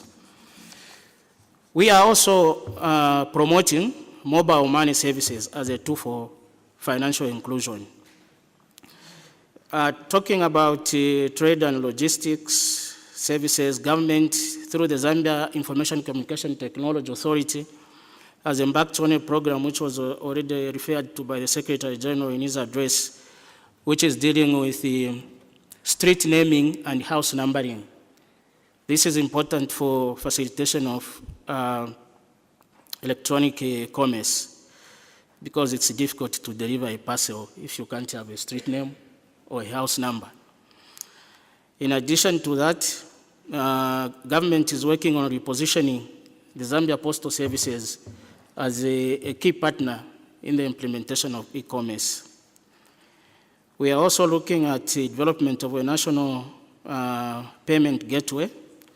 And in addition to that, we have also established the National Single Window Payment System, which is being managed by the Zambia Revenue Authority. And all the agencies that have anything to do with collecting of revenue are linked to the ASCUDA system via the Zambia Revenue Authority. Madam Moderator, Zambia has also put in place is working on establishing the Zambia e-trade portal, which is meant to facilitate sharing of information for electronic commerce. Let me just say that as a country, we have taken the recommendations wholly that have been made in the report, and the measures are being put in place to ensure that these recommendations are implemented. And as a starting point, our government has already written to UNCTAD to assist the government in coming up with the e-commerce strategy for Zambia, because that doesn't exist at the moment. And so we look forward to support from UNCTAD and all the other cooperating partners in this sector. So without taking much of your time, I would like to end here. Thank you.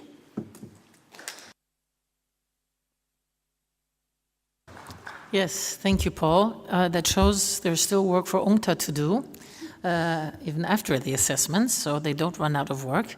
And e-commerce strategies, I think, are really helpful at this point then to decide what are the priorities and how do you proceed on.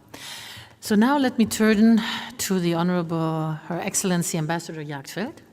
We've heard that Sweden has financed and funded 4 assessments, and of course now we're interested to hear of why and what's, to your view, the important role of funding these assessments. Anna, you have the word. Thank you so much, Madam Chair, Excellencies, and ladies and gentlemen. I am so delighted to be here today to participate on behalf of the Swedish government. E-commerce is an incredibly important issue for my government. It's an issue where we are investing a lot nationally, but also internationally. And Sweden has been engaged with UNCTAD ever since 2016 when it came to engaging when it comes to e-commerce for e-trade for all.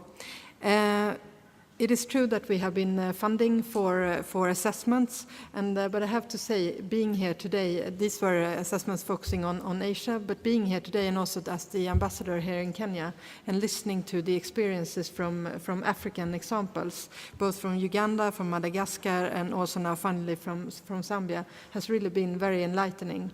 And I think that there are many important lessons that can be fed in from these assessments.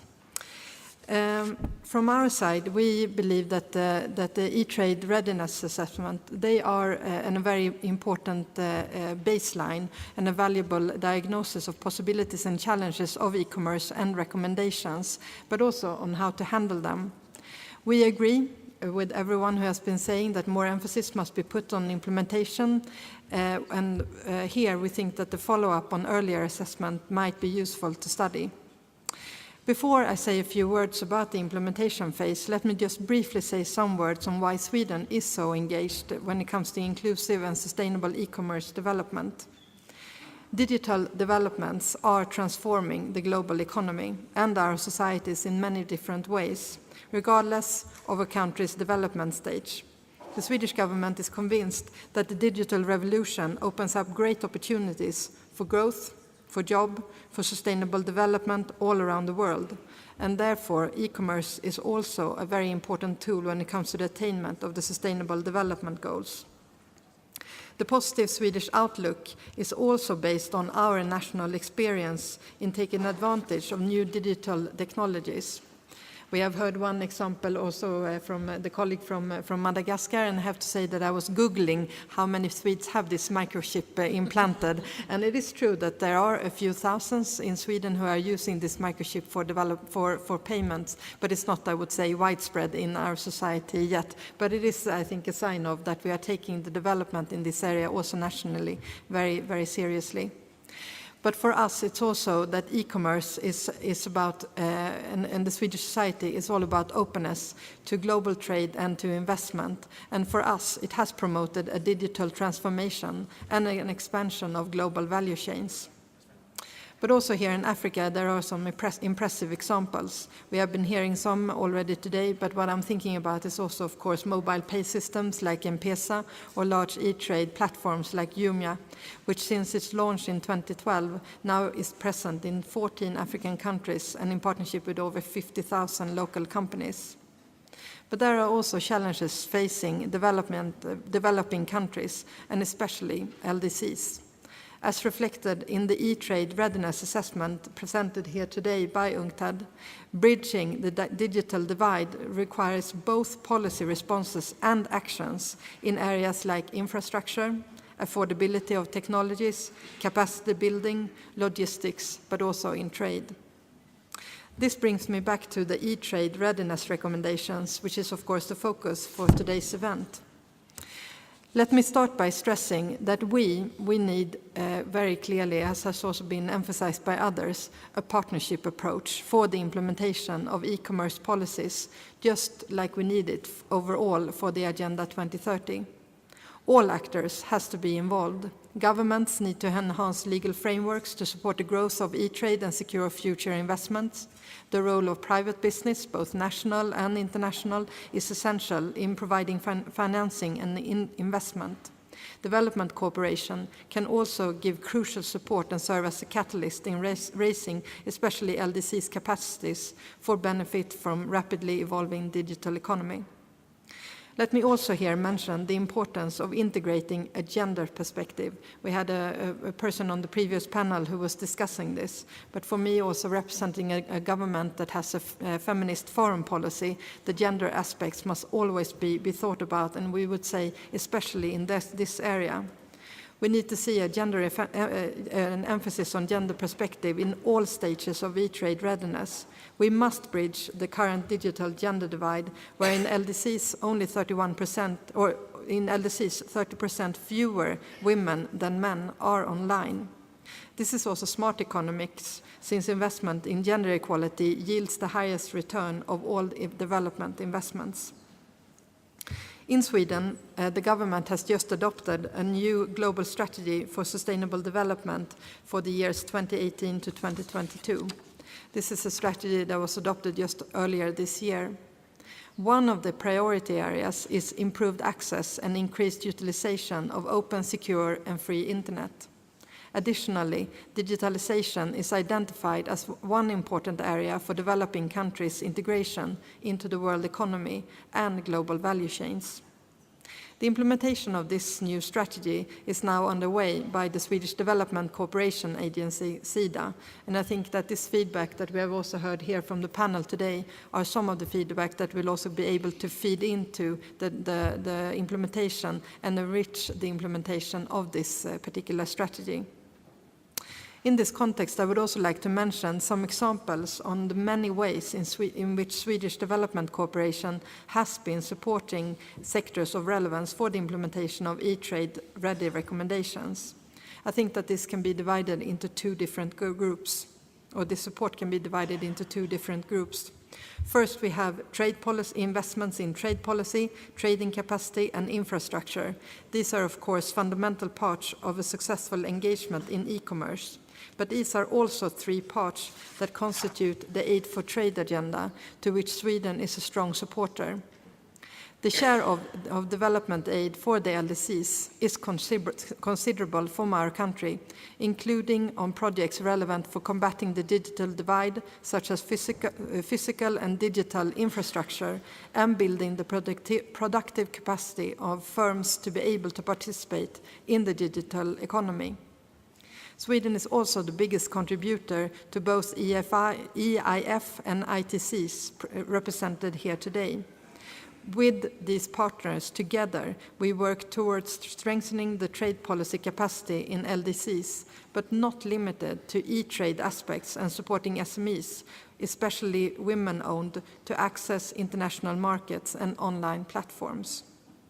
The second group where we are giving some support, it is to be seen in the context of a broader context that is also involving the underlying barriers. Here, for example, the World Wide Web Foundation, here Sweden is supporting many African countries in increased access to internet for people in poverty, especially for women. SIDA also supports the research network After Access, which, through user surveys, has researched the factors that are constraining access to ICT. It also looks beyond access and covers issue of financial, legal, and cultural constraints on the use of ICTs. After Access has also provided a unique insight in gender and use of ITCs, which we believe will help in bridging the gender digital divide. And just finally, we are also supporting SPIDER, the Swedish program in developing regions, and here we are working towards reducing the digital divide by focusing on skills, regulations, but also on research. In East Africa, SPIDER has started to work with Swedish Post and Telecom Authority to build the capacity of ICT regulators. This, we believe, is a critical area for sustainable digital development. With this, I can only say that we look forward to continued discussions at today's event and beyond.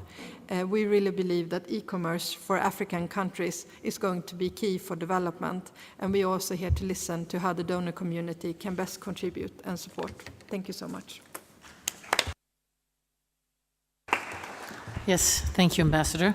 I think it's, from our point of view, German government who started with the funding of 16 assessments. We're really happy that we have another funder, and it's not just us. Otherwise, I guess my minister would at some point say, are you sure you're doing the right thing?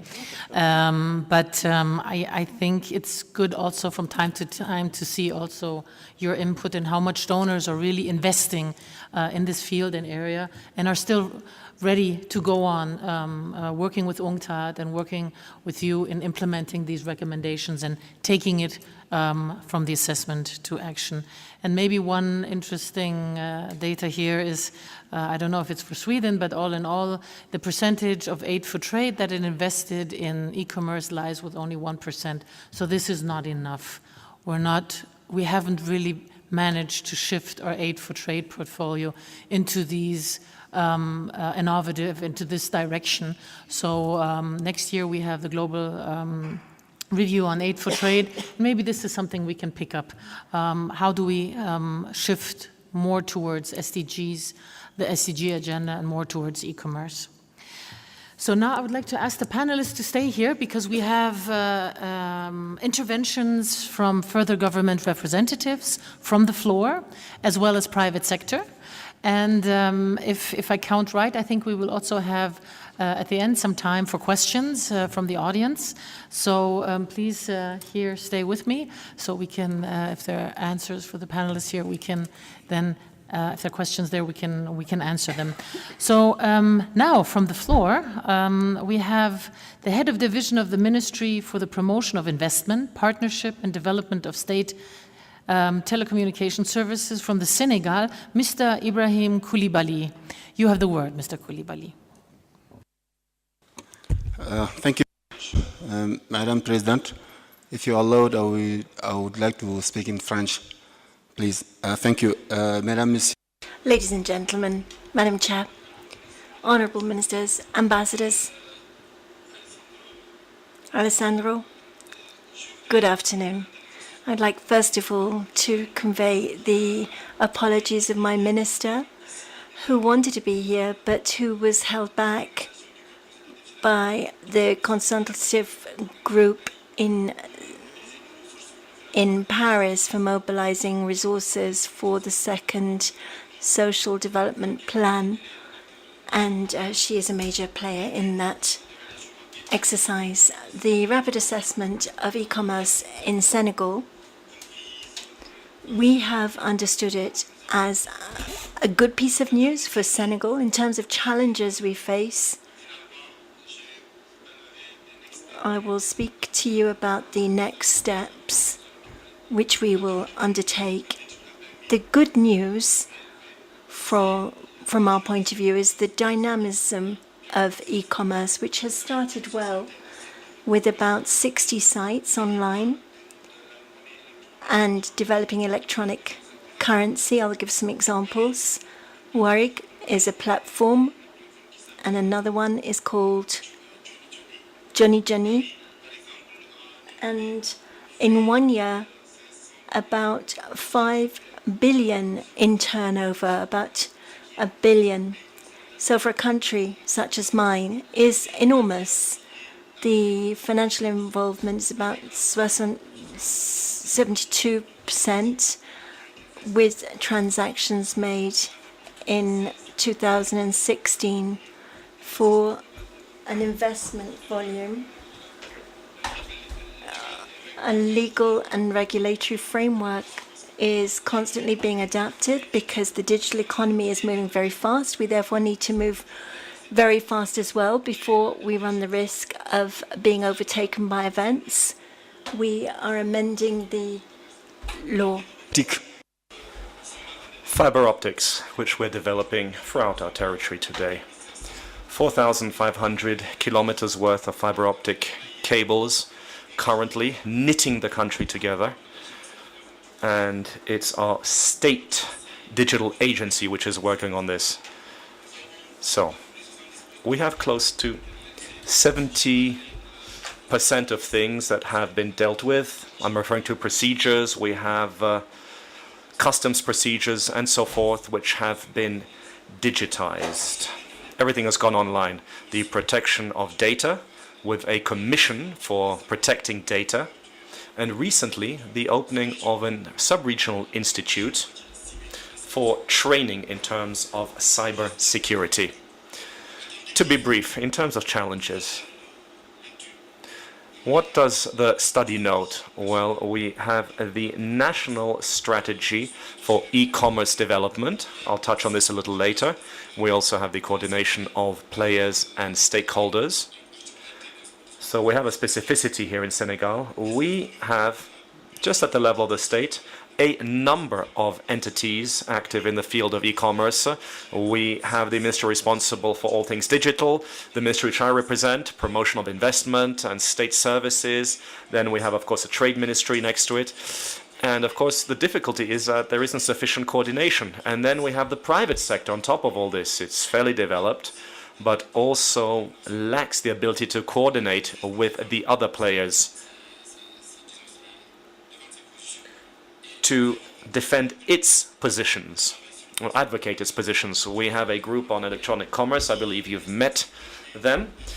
It's the unit, the body, which brings together all state entities, including the private sector, to discuss issues related to e-commerce. The other challenge to meet is the interoperability of systems. How can we ensure that for example, I have a certain ISP, how can I exchange or sell to someone else who might be served by another ISP, and to integrate online payment platforms? All of these are challenges which need to be met.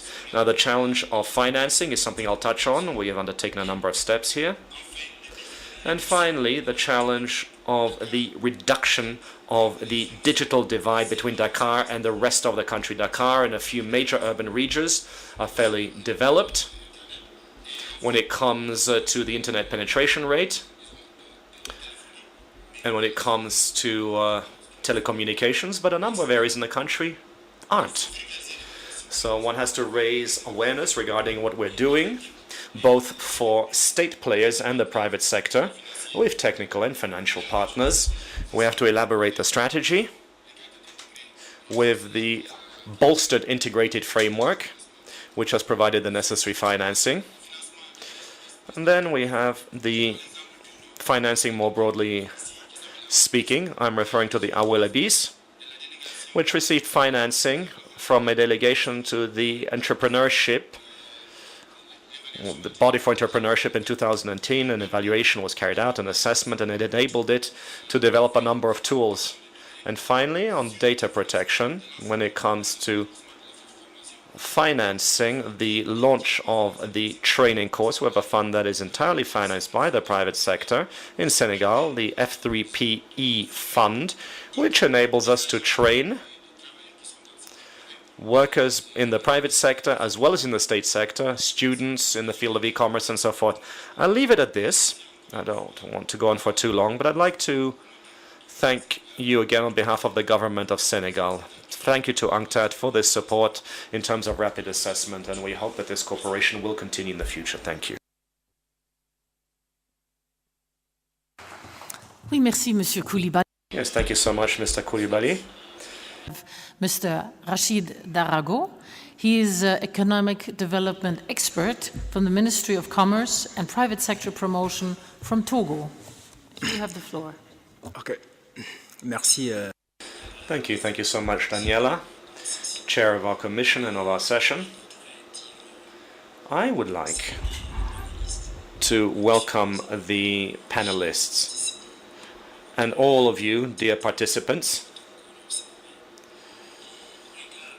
Now, given the presentations which we heard, especially those made by the Minister of State of Uganda, and the presentation made by the Special Advisor and my colleague, the Minister for Trade of Zambia, well, based on all this, I wonder, do I also need to make my presentation? Because, to be honest, it's the same challenges which we are facing. It's exactly the same situation. And why is it the same situation? Well, development.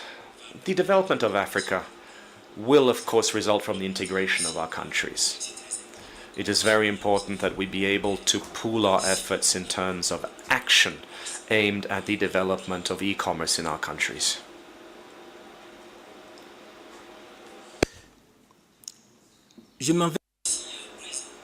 I'm also going to present the conclusions of our Minister of Trade. She was so gracious as to honor us with her presence in this very important meeting, important for Africa and for Togo. But unfortunately, as a result of some scheduling conflicts, she was not able to visit Nairobi. Having said this, she did insist that she wanted to reaffirm the goodwill of the government of Togo aimed at implementing and making greater effort for the implementation of the recommendations made by the assessment report of the state of preparations of e-commerce in Togo. However, I would also like to recall that our assessment, our study of e-commerce in Togo was launched in October in Ouagadougou during a commission carried out by UEMA. And Togo had an opportunity to officially present its report, but it would also be good to revisit the way in which the study was carried out.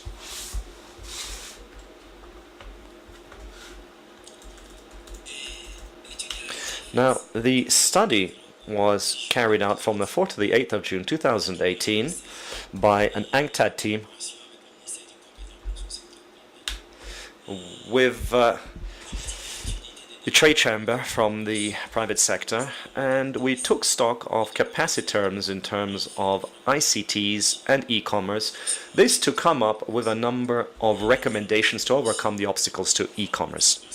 Now, there was significant participation. I welcome this because UNCTAD, of course, congratulated Togo when it came to the mobilization of over 100 participants, representing all stakeholders. And all these participants come from the whole value chain of e-commerce. So we had visits on the ground, exchanges with players in the field of e-commerce, discussions with these actors on specific topics linked to an e-trade initiative. Now, UNCTAD's mission met a number of institutions, including the Ministry of Trade, the Ministry for the Digital Economy, Tourism, Planification, and the GEZ, because the GEZ helped us in terms of the carrying out of this study.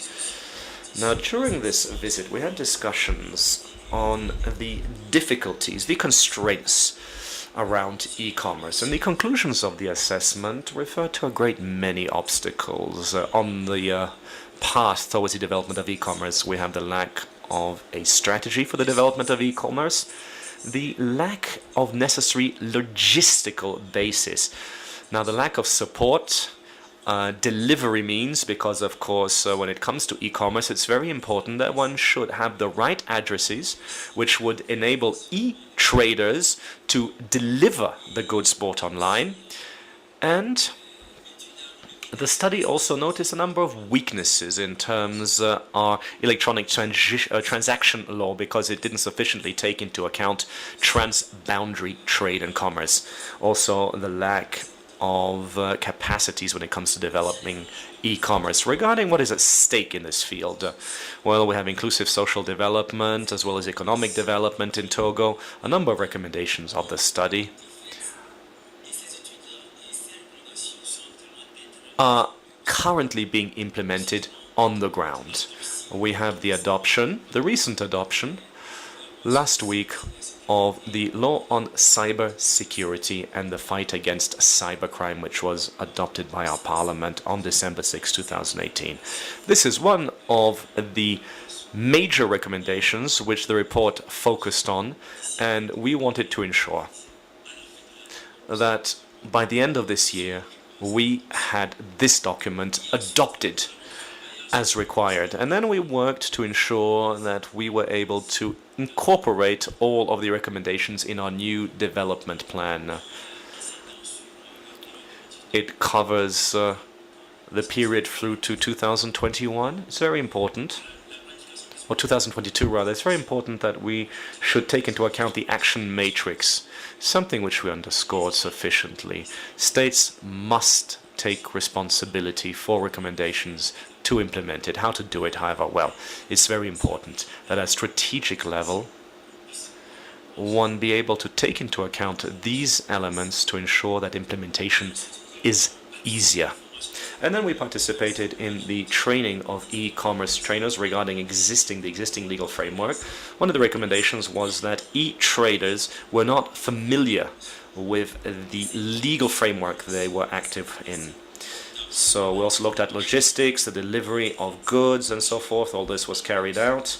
I can also inform you that Togo would like to use ICTs rather to develop its its agriculture the way Rwanda does. So agrotech. Agrotech is what we want to use to ensure that we can capitalize on all of ICTs available to assist farmers to increase their yields, their productivity. Today we are working to ensure that we're able to create online enterprises. Now, it takes 24 hours in Togo right now to create an online enterprise.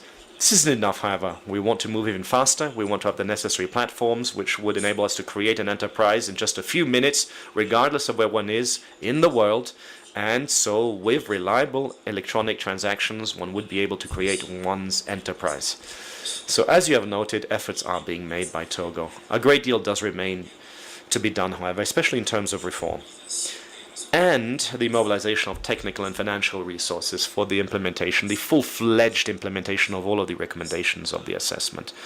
Now, in this respect, we are considering to, with the support of UNCTAD, try to organize a roundtable with all partners of the e-trade initiative aimed at mobilizing energies and synergies at both national and international levels. By way of conclusion, we will continue, whenever able, to extend our heartfelt gratitude to UNCTAD for its multifaceted support, which it has provided to all LDCs, but to Togo especially. So we extend our gratitude to all of our partners as well. And they include the National International Cooperation Agency, whose support enabled us earlier, as I said, to implement with success our rapid assessment study of the state of preparation of e-commerce in Togo. I thank you. Oui, merci bien, monsieur. Yes, thank you so much, Mr. Dargo. Oh, I would like to give the floor to Mr. Gibson Ninati Doepo. He's a consultant for ICT for Development from Liberia. You have the word. Hello.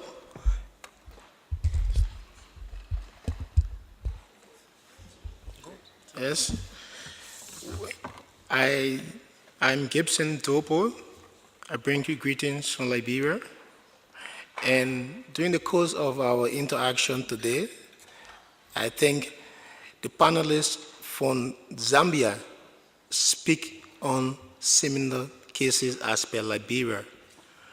But what is more specific to Liberia in terms of progress since the last assessment, mobile money penetration is very high in all sectors, which means in Liberia, people are paying via mobile money school fees, hospital bills, and other salary disbursement.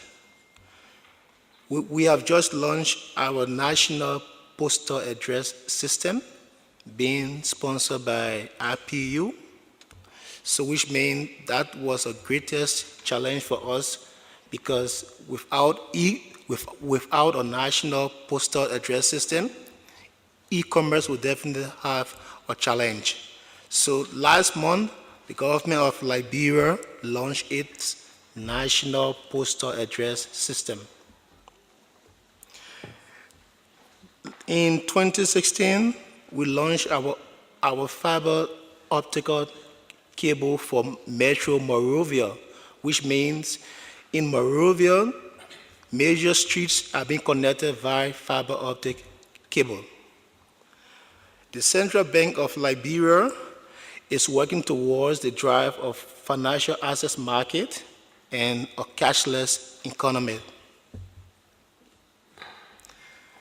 Our challenges, energy sector is weighing down our country. Just last week, through the European Union, we received a funding to reconnect about 40,000 homes. From our government payment system, we are challenged because for the past 12 years, the government had been running two parallel systems, the legacy system and the new system. So which means for a taxpayer to have a tax payment, the government is running more than 5 systems. Tax, the old system, C-tax, the new system, separate business registry. So it's healthy. It's a serious challenge for us. We hope that we can look forward to the international partner wherein they will be able to give us support to synchronize those five fragmented systems into one, so our taxpayer can have ease of payment. Some of our challenges, the lack of private public sector working group on e-commerce, the access to collateral management system with high tax rate. Back home, our government, most of the transaction is actually manual, and you can experience high paper flow. That sends the signal that we need automation in our daily transaction at the government level. Just this year, the World Bank report on doing business rate Liberia at 174. So that is a challenge for us. So World Bank rated us 174 out of 190 countries, best practice in doing business. So to emphasize our government sector aspect is major ongoing challenges. You cannot run taxpayer engagement, taxpayer payment system to have full. You migrated from the old system to the new system, but you are still carrying the old system on in the new system, so taxpayers are struggling in between cities to get their tax payment done. We hope that our international partner will work with our government to synchronize one-stop winnowing system for tax payment. It's a challenge for us. Our recommendation, we have been weighed down by the energy sector, so we look forward to have support from our donors and partners. Second recommendation is to integrate our tax payment system. The third recommendation is to work on legislation, because it's a challenge in Liberia that electronic records are not actually permissible in court. So it's a huge challenge. Our international partners should look at law that could help us to push e-commerce in Liberia. When you look at Liberia trade data, it's weak in the sense like there's a need for local content. When you walk around Liberia, everyone browsing on their mobile phone are either browsing foreign content. So there's a need for local content in Liberia. And our tourism sector needs branding so that we can attract foreign investment. Then when you look at our other sector, we took 12 years to migrate our platform, .gov. If you are IT personnel, you understand what is .gov. Putting all government, ministry, agency, and commission to one centralized platform. So the very challenge is like a government official may decide to use his personal email address.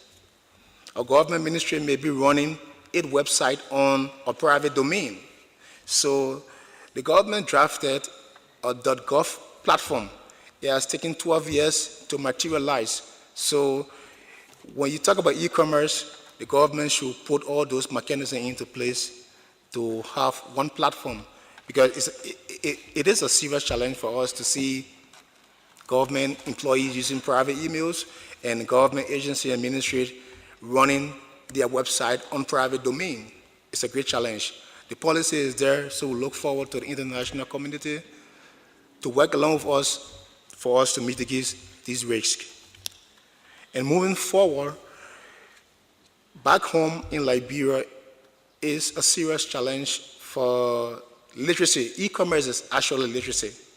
So we found out that some women NGO are helping the market women to handle mobile transactions, because for a youth aid project, most of our tax payments have been migrated to mobile money. But yet still the interaction is very low because of literacy, and people are not willing to do that. Maybe it's due to culture or behavior system, but we have most of our transactions manually, and the government tax payment system is not actually online in the entire 15 counties of Liberia. So that's a challenge for us. And where we stop from there.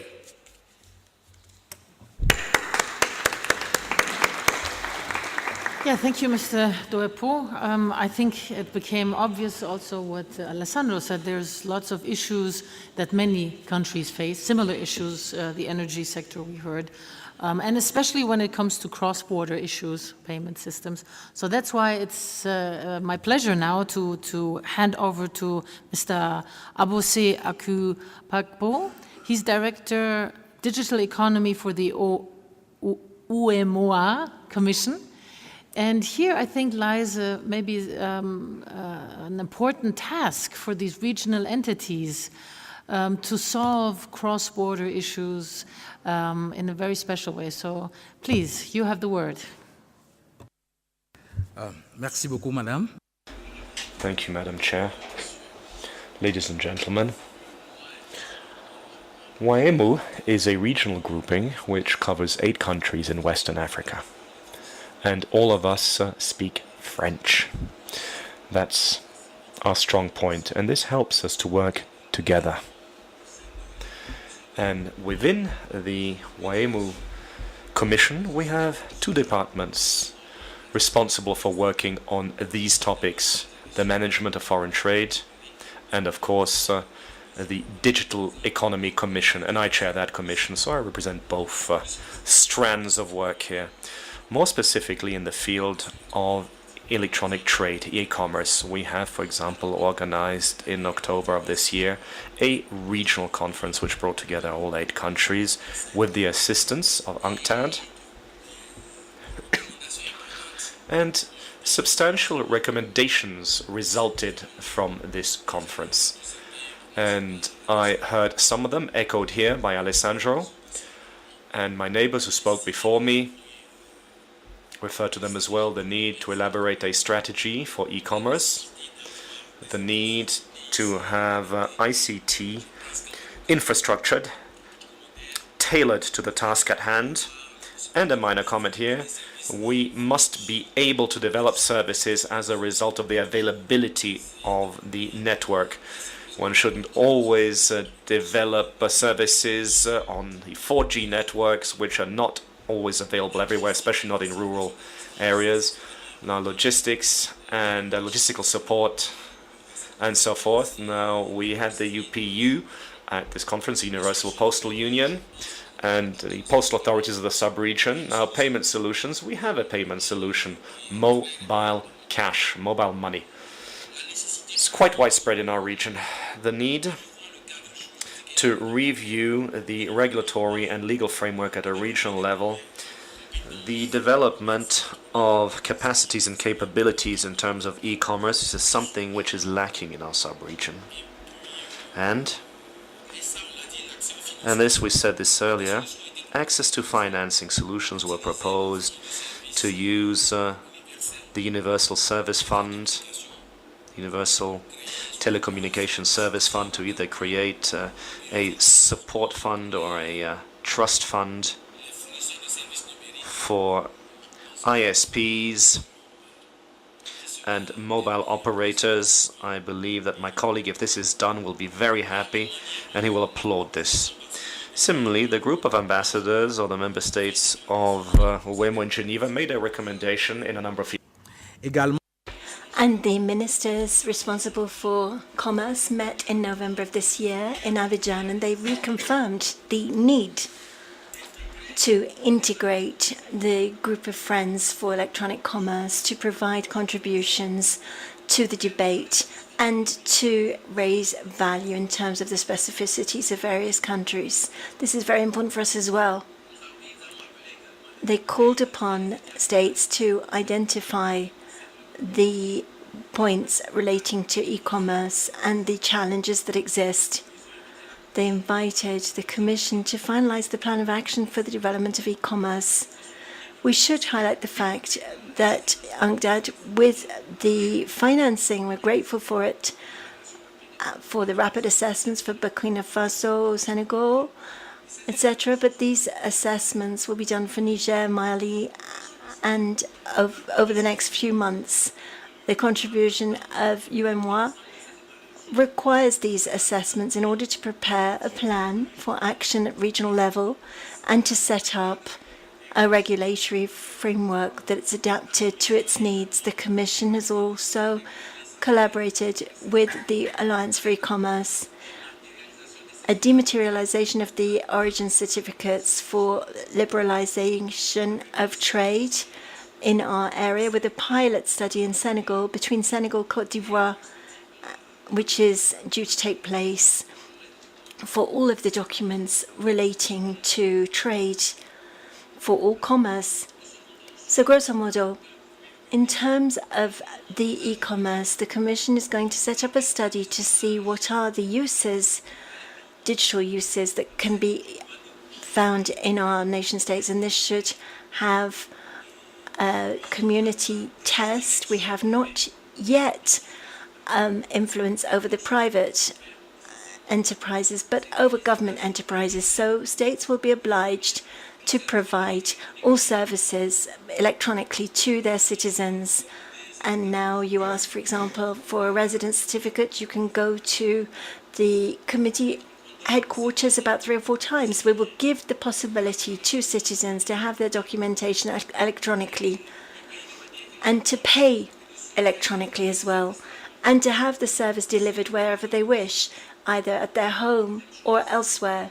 And for all services offered by the civil service, the citizen should only have to move once for a digital fingerprint, for example, and that will facilitate the use of e-commerce, of digitalization for citizens, and it will have an effect on the private sector as well, because we wish to encourage member states to use an open platform where all citizens are able to deposit their digital solution to provide services to citizens. And we think that with this, we will be able to have an important influence on the use and the development of services, because in this study, we're looking at the feasibility of setting up a fund, as was suggested, for development of digital services. So the Commission would like to have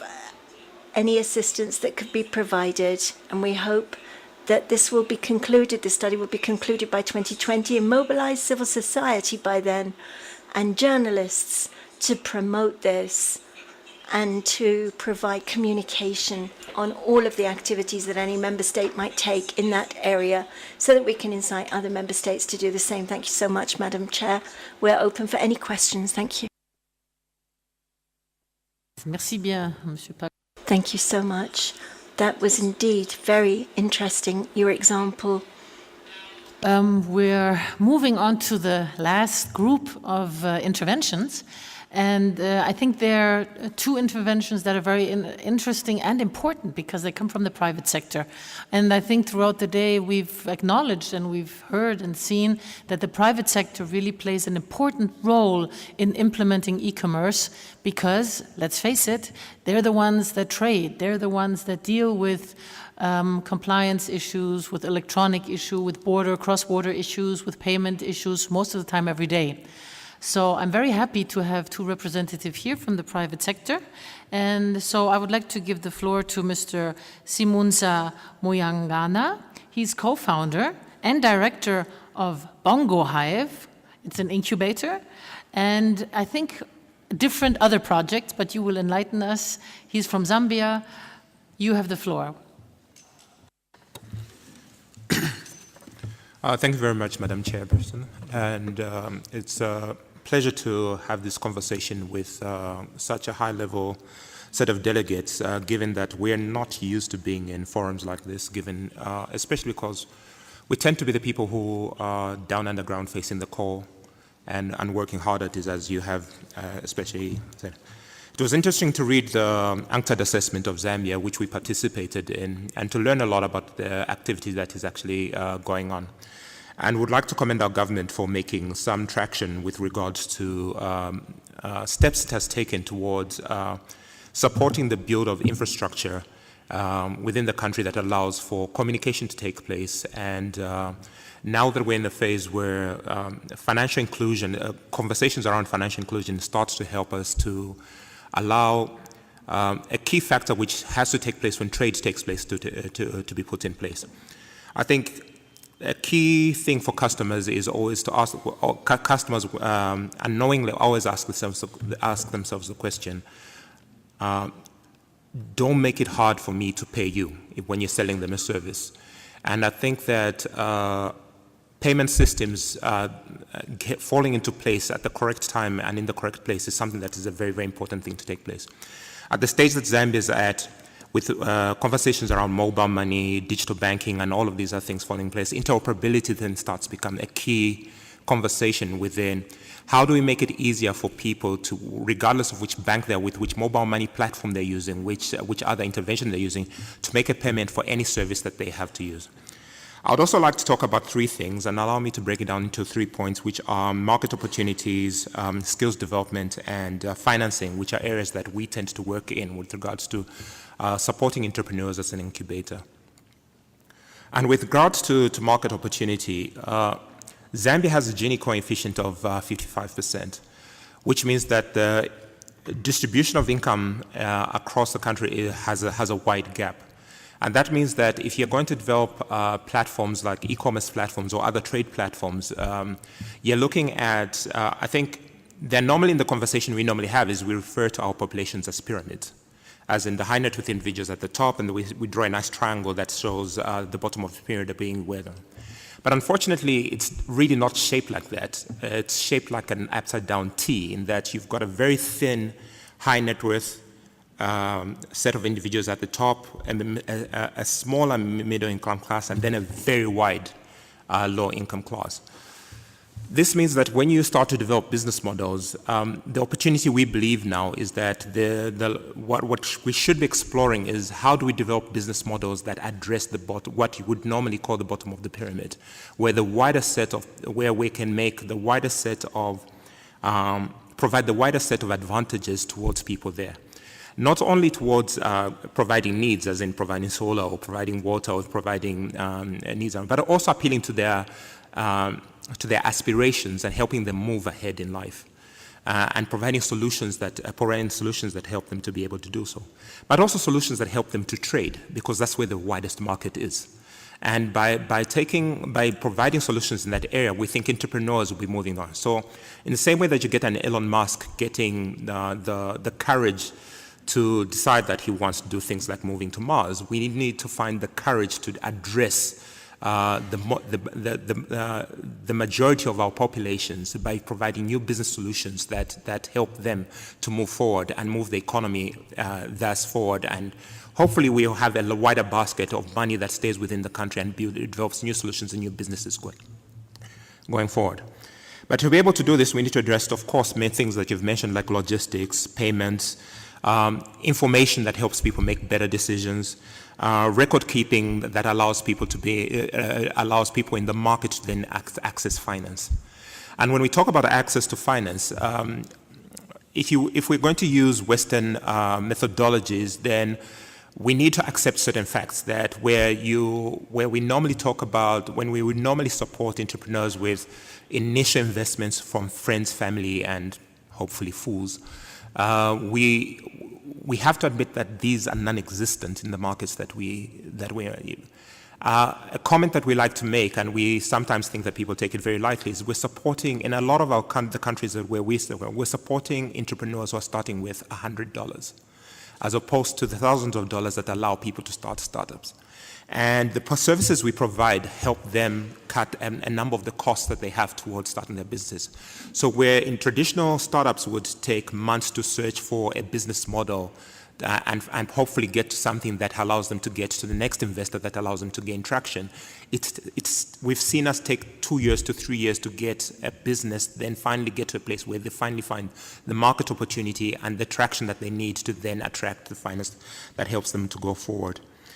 But we also have to invest in skills development, whether it's the software developers that have to build the solutions, whether it's the data science that needs to be able to read the data and access the data that has been collected over years within the different institutions and infrastructure provided, whether it's the central bank, the regulators, and other institutions that have for years collected data and might be willing to open it up, the Central Statistics Organization, so on. But we need a new skill of data scientists So currently at Bongo Hive, we do provide a class like that once a year through an initiative that is supported in a number of countries, supported by the Mastercard Foundation to support data scientists to come out of there. And we also have to, as people are trying out these models, we also have to look at human-centered design so that a correct read of these solutions, especially in new markets, helps us to provide good interaction, good UX, and other opportunities for people to actually put these things into place, and so that these solutions are actually as effective as they should be as they go out into the market. Finally, I'm going to go back to financing. How do we set up policy that supports new infrastructure, new sets of institutions like angel investments to start to take place within it? Not only talking about setting up a policy, but also to educate high net worth individuals within the country to understand what angel investment is and how to make angel investment possible within the country, so that you have money circulating within the economy and growing within the economy when success happens. Also, when you talk about the different hubs across, not only just in Zambia, but across the continent, is how do you build the capacity within them to also leverage the opportunity to also invest in companies like that and build up the capacity to become fund managers, so that they also have a way of sustaining themselves as hubs going forward. A number of them are supported by the philanthropy of donor organizations, but then we also need to build up a capacity to continue to exist the long miles ahead with regards to whether we'll exist in the future or not, in supporting the solutions that are going to come out, that are going to continue to come out. I'm going to end here, and I hope that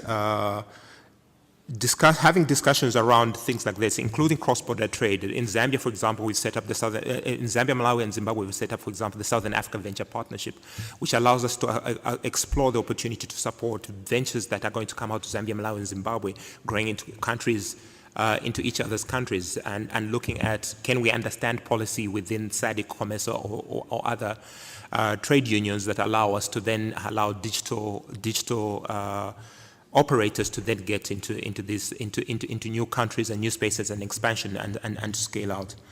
But I hope that our contributions in these conversations open up new opportunities for conversations as to what we can do with support from the private sector and actual growth in the private sector to actually make this happen, to support new businesses into not only growing, but to also making sure that we are taking the wider portion of our country forward in enriching their lives, their aspirations, and making the economies actually work within our countries. Thank you, ma'am.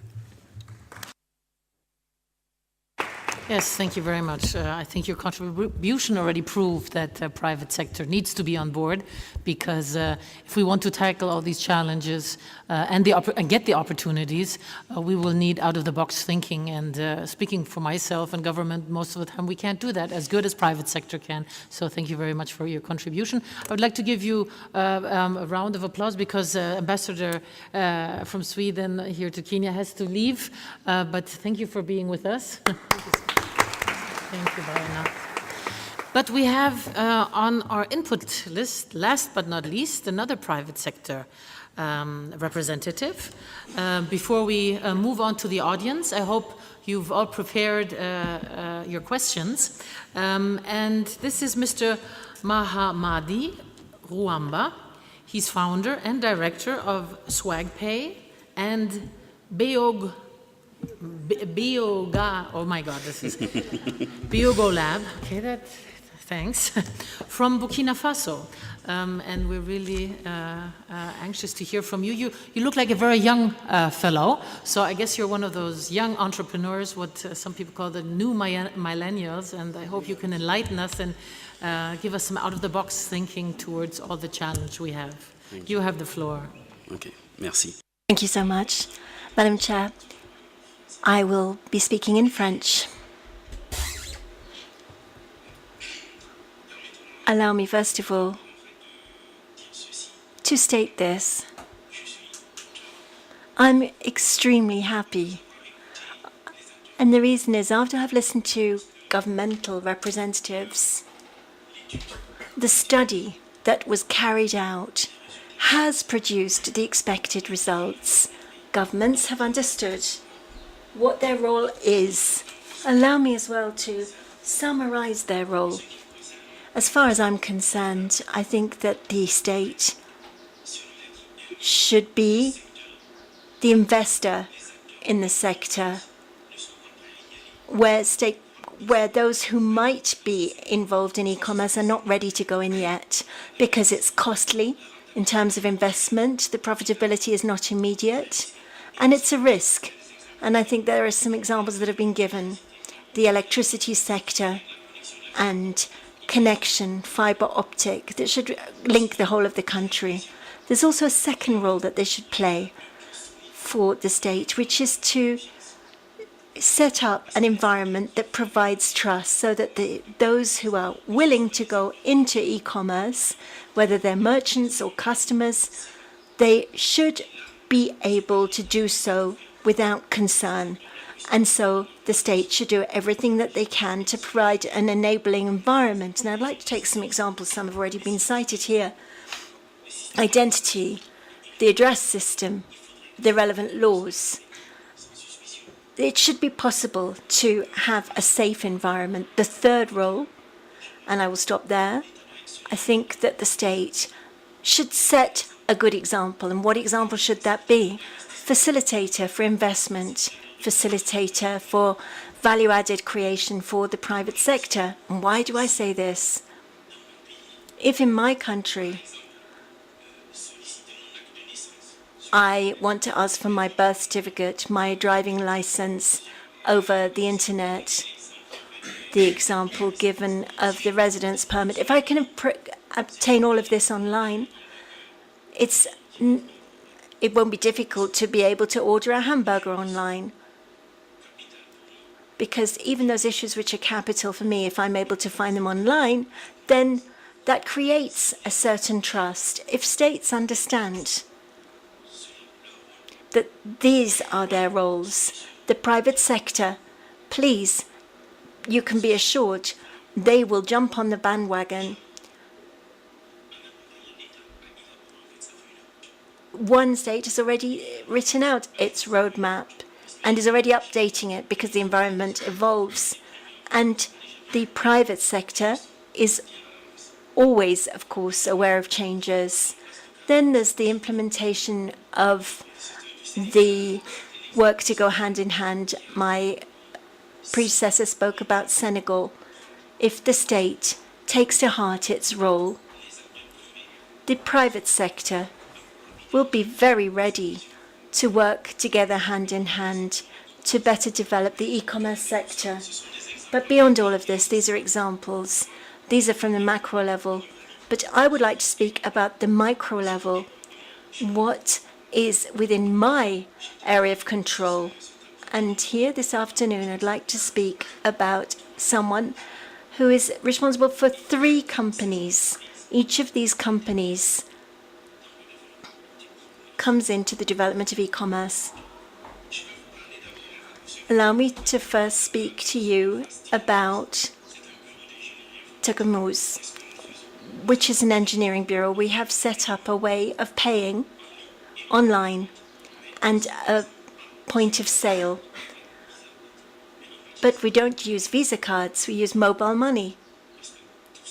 Because, very simply, even if you take the example of Côte d'Ivoire or Senegal, which have examples of mobile money, you will see that the companies which get involved in e-commerce there in those countries have payment at the time of delivery, which is quite high, very high, even too high. And clients, even knowing about mobile money, does not pay remotely. They prefer to have their product delivered to them before paying.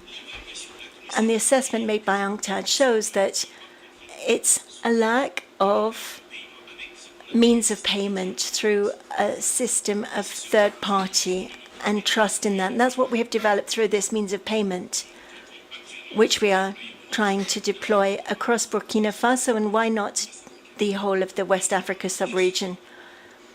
I'm also the founder of Beogo Lab. So, Madam Chair, Beogo Lab. Beogo means the future and lab from laboratory, so future laboratory. Beogo Lab is an incubator. We are sponsoring those who are starting up projects in e-commerce. We've just signed up with a partner in Luxembourg During 2019, we're going to identify 19 products for e-commerce and invest the money and develop them so that they are the grains of e-commerce in Burkina Faso. After that, allow me to speak about the third initiative that I've undertaken as an entrepreneur.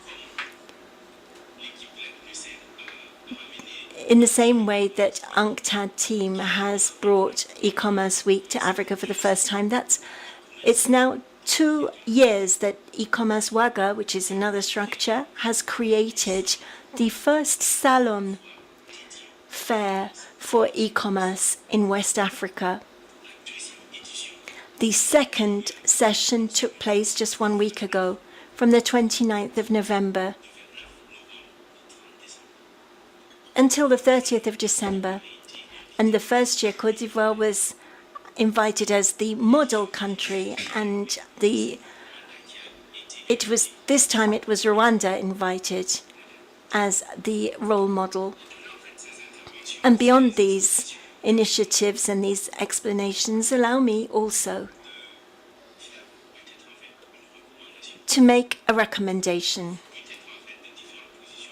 Given the different positions I hold, it gives me a panoramic view, and a view that perhaps government wouldn't necessarily have. I would like to evoke 2 points. There are 4 countries that were cited in this room as examples. Kenya, through the Secretary General of the Ministry of Commerce, the Trade Ministry. It is a model. And the Special Advisor for the Prime Minister for Madagascar presented Madagascar as an example. But beyond all of this, there's one element that is lacking as far as I'm concerned, and that is sharing experience amongst those countries that would like to reach a certain level. And it's not that they don't know the domain, but to recognize that there are things one doesn't know allows one to go further. So we have this salon in Ouaga, and we invited the first time Côte d'Ivoire, and then it was Rwanda the second time. This is a card that I picked up today. The card belongs to the Secretary General, Principal Secretary of the Ministry for Trade in Kenya. And just after the panel, I introduced the subject, inviting Kenya as the guest for 2019 to share their experience with Burkina Faso. And I do dare to hope that, Madam Chair, with the other panelists, you will call upon Kenya to come and share their experience with us next October for the third e-commerce session in Ouaga.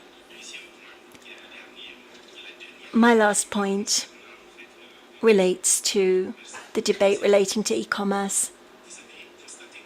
You have noted technologies, blockchain, big data, open data, and all of the other platforms under e-commerce. The debate is too focused on technology at the moment, which means that the first actors, the prime actors, are not in the picture yet. E-commerce is more like an adjective. It's trade that lies at the heart of this.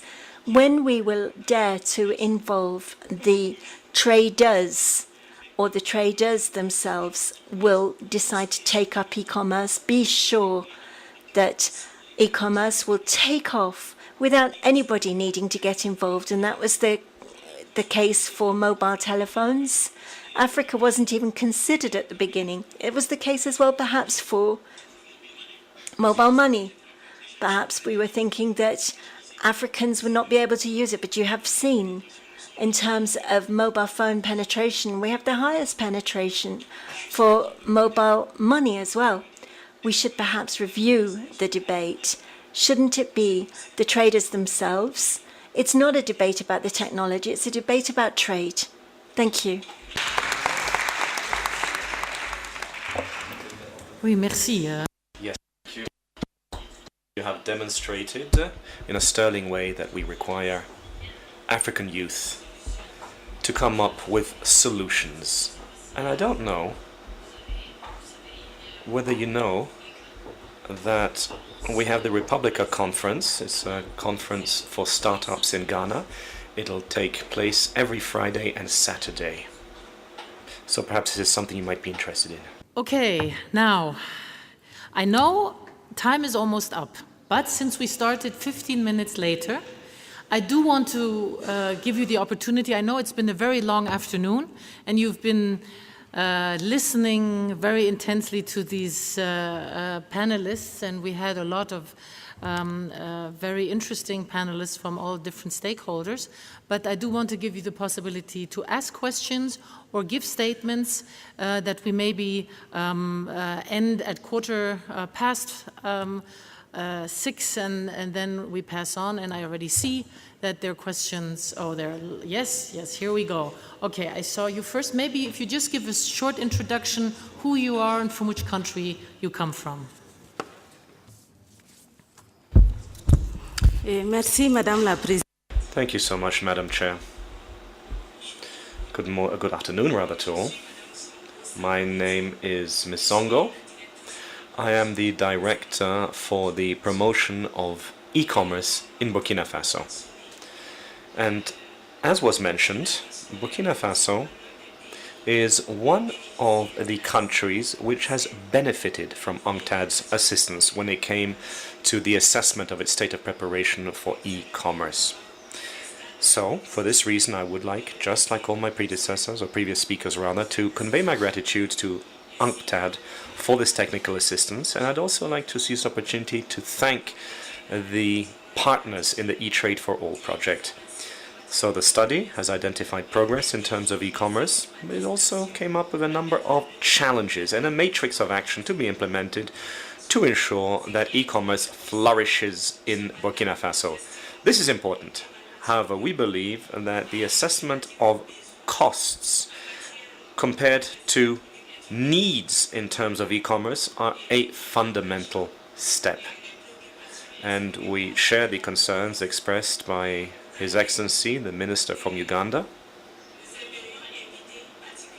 And for this reason, we would like to urge UNCTAD to consider the possibility of expanding its assistance to cover this very important tier, which is the assessment of costs and needs in terms of e-commerce, to elaborate bankable projects. Thank you.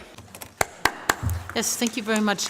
I would like to, due to time, and I see a lot of hands up there. I would like to collect like 2 to 3, or maybe we'll just collect questions. And then I would like, if there were now some questions also to the panel, give then the panelists the possibility or others to answer. So now, please, in front here.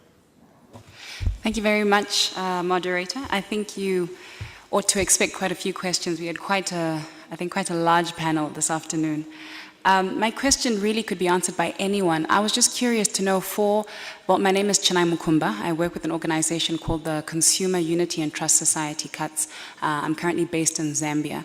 My question was really to anybody. I think with regards to e-commerce, I think there's a lot of discussion around the fact that we need to ensure that there's a lot of skills that need to be put in place in terms of the population to make sure that we take advantage of e-commerce. But one of the statements that was made earlier, I think it was by Mrs. Songwe, was that we need to make sure that nobody is left behind. So I think between the process of us undertaking skills building, I think that itself can take a number of years. So to what extent are perhaps some of the countries putting in place measures to ensure that nobody is being left behind, at least sort of in the short to medium term, particularly given, I think, quite the low development indicators that we have, just to make sure that we aren't exacerbating, I think, in some countries what is quite a difficult sort of poverty and unemployment situation. Important aspect, e-skills. Over there, and then I'll get to you in the back.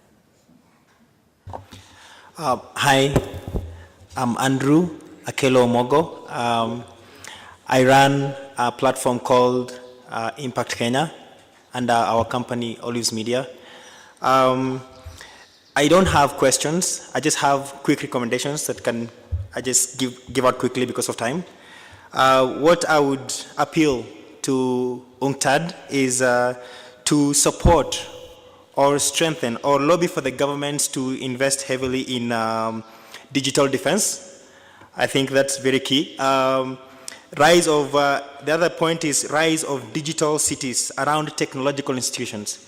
The United States is known to have risen quickly their digital economy rose quickly because of certain cities or certain villages, technological villages rising around institutions. We know Stanford and Palo Alto very well, and now we have 1871 in Washington, D.C., and even in Chicago we have 1776 in Washington, D.C. and 1871 in Chicago. So that could really help a lot. And then there's also the creation of a proper infrastructural framework.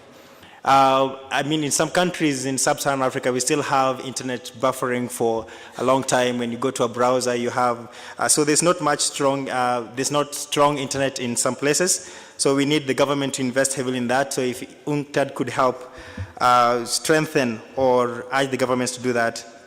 And then also government should create specific funding for the development of digital platforms, like funding that will just go specifically towards digital innovation and nothing else. That would also help entrepreneurs that want to get involved in e-commerce to get funding quickly to start to have their startup supported. And then also there's the issue of fair play in the digital market.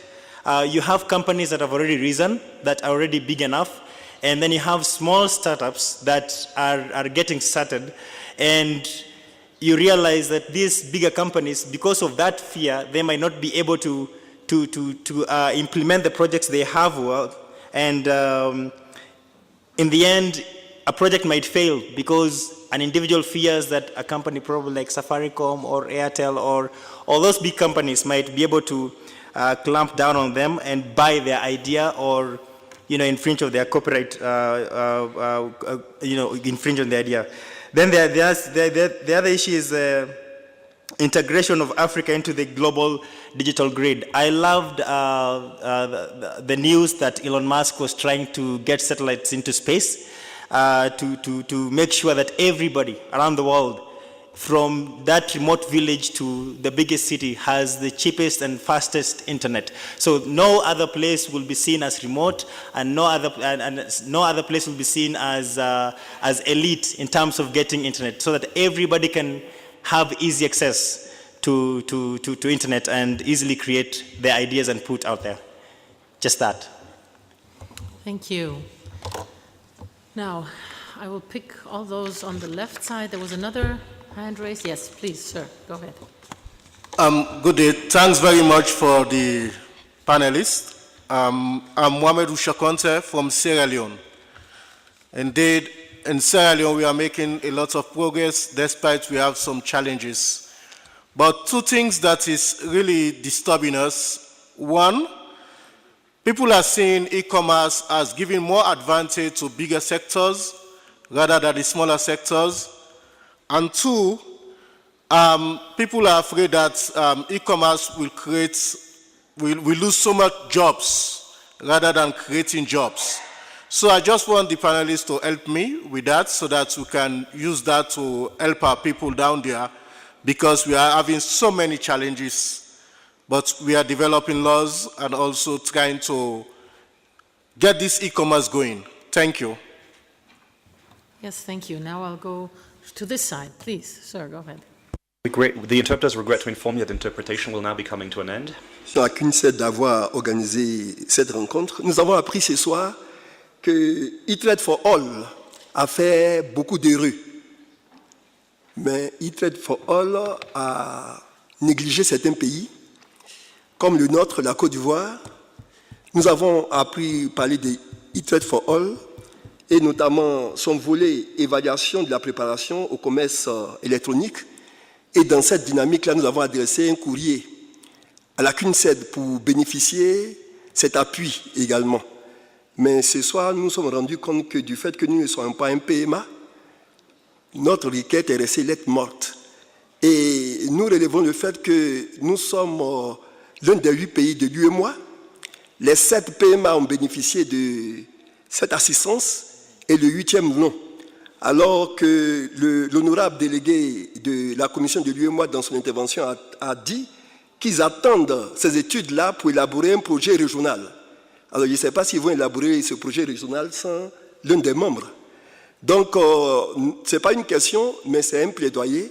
Et là, nous vous interpellons, puisque c'est vous qui présidez la séance, de voir comment les pays non PMA à revenus intermédiaires pourraient bénéficier de cet appui, à l'instar de ce qui s'est fait dans le cadre de les négociations sur l'accord sur la facilitation des échanges.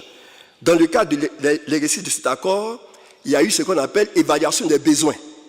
Et là, tous les pays ont bénéficié, qu'ils soient PMA ou non PMA, pourvu qu'ils fassent une demande, n'est-ce pas, ils bénéficient de l'évaluation de leurs besoins. Donc nous souhaiterons que le programme qui s'est développé dans le cadre de la facilitation des échanges, n'est-ce pas, soit, n'est-ce pas, repris en ce qui concerne e-trade for all. Merci, Madame la Présidente. Yes, thank you. There's one more, great. I just was told that the interpreters, they have they have the right to go home also. So please, I don't know when they're going to stop. So if you don't hear anything anymore, don't wonder. They've stopped now. Okay, so don't wonder. Maybe we'll just, we have perfect French-English translation here. So, and I think this was the last question. And then we will try to answer. Some were just comments, but some more questions. And I will give the panelists also the possibility maybe to have sort of one or two sentences for the end. So please, sir. Great, thank you so much. I'm so glad to be part of this meeting. Thanks to UNCTAD and all the parties involved. So very quickly, the Continental Free Trade Area is one of the transformative agreements that we have currently, and actually, I've actually taken it upon myself to marshal the other young people to understand the opportunities that come with that. But my worry is this. We have serious infrastructural problems here in Africa. Connectivity is a great, great problem. Now, when we speak of e-commerce is about trade, online trade, and moving of goods. So I'm just wondering, as we bring this e-trade subject, or rather the online, the e-commerce subject to the people, which one should precede the other? Is it infrastructural development first, and then the e-commerce debate or awareness comes after, so that or what can we do so that all of them can move together? I think maybe anyone can elaborate on that. Thank you. Okay, that was the $1 million question at the end. Yes, we have, I guess, lots of challenges we've heard today. I think we can't say one size fits all. Different countries will have to decide what's most important for them and then go on. But let me pass the questions to the panel. One was around, from Katz also in Zambia, the question of skills. I know that, for instance, the German government put in the G20 presidency, when we were G20 president about 1.5 years ago, the e-skills for girls. But I agree, there's a lot more that needs to be done. Maybe you have some examples from your countries of measures that should be put in place. Maybe you have some practical examples. Then there was the question that was also mentioned by the private sector, that investments. I think investments, especially in the e-commerce area, the private sector colleague mentioned $100 issues. That's these loans at a very minimal level that often are important, but I have to admit, from the German government's standpoint, with our implementation banks that we have, they start with 1 million. So we're now at the moment trying to start, how can we reach these small enterprises, these small entrepreneurs that often just need some help. Maybe you also have some examples on that. And then the question which also is there, losing jobs.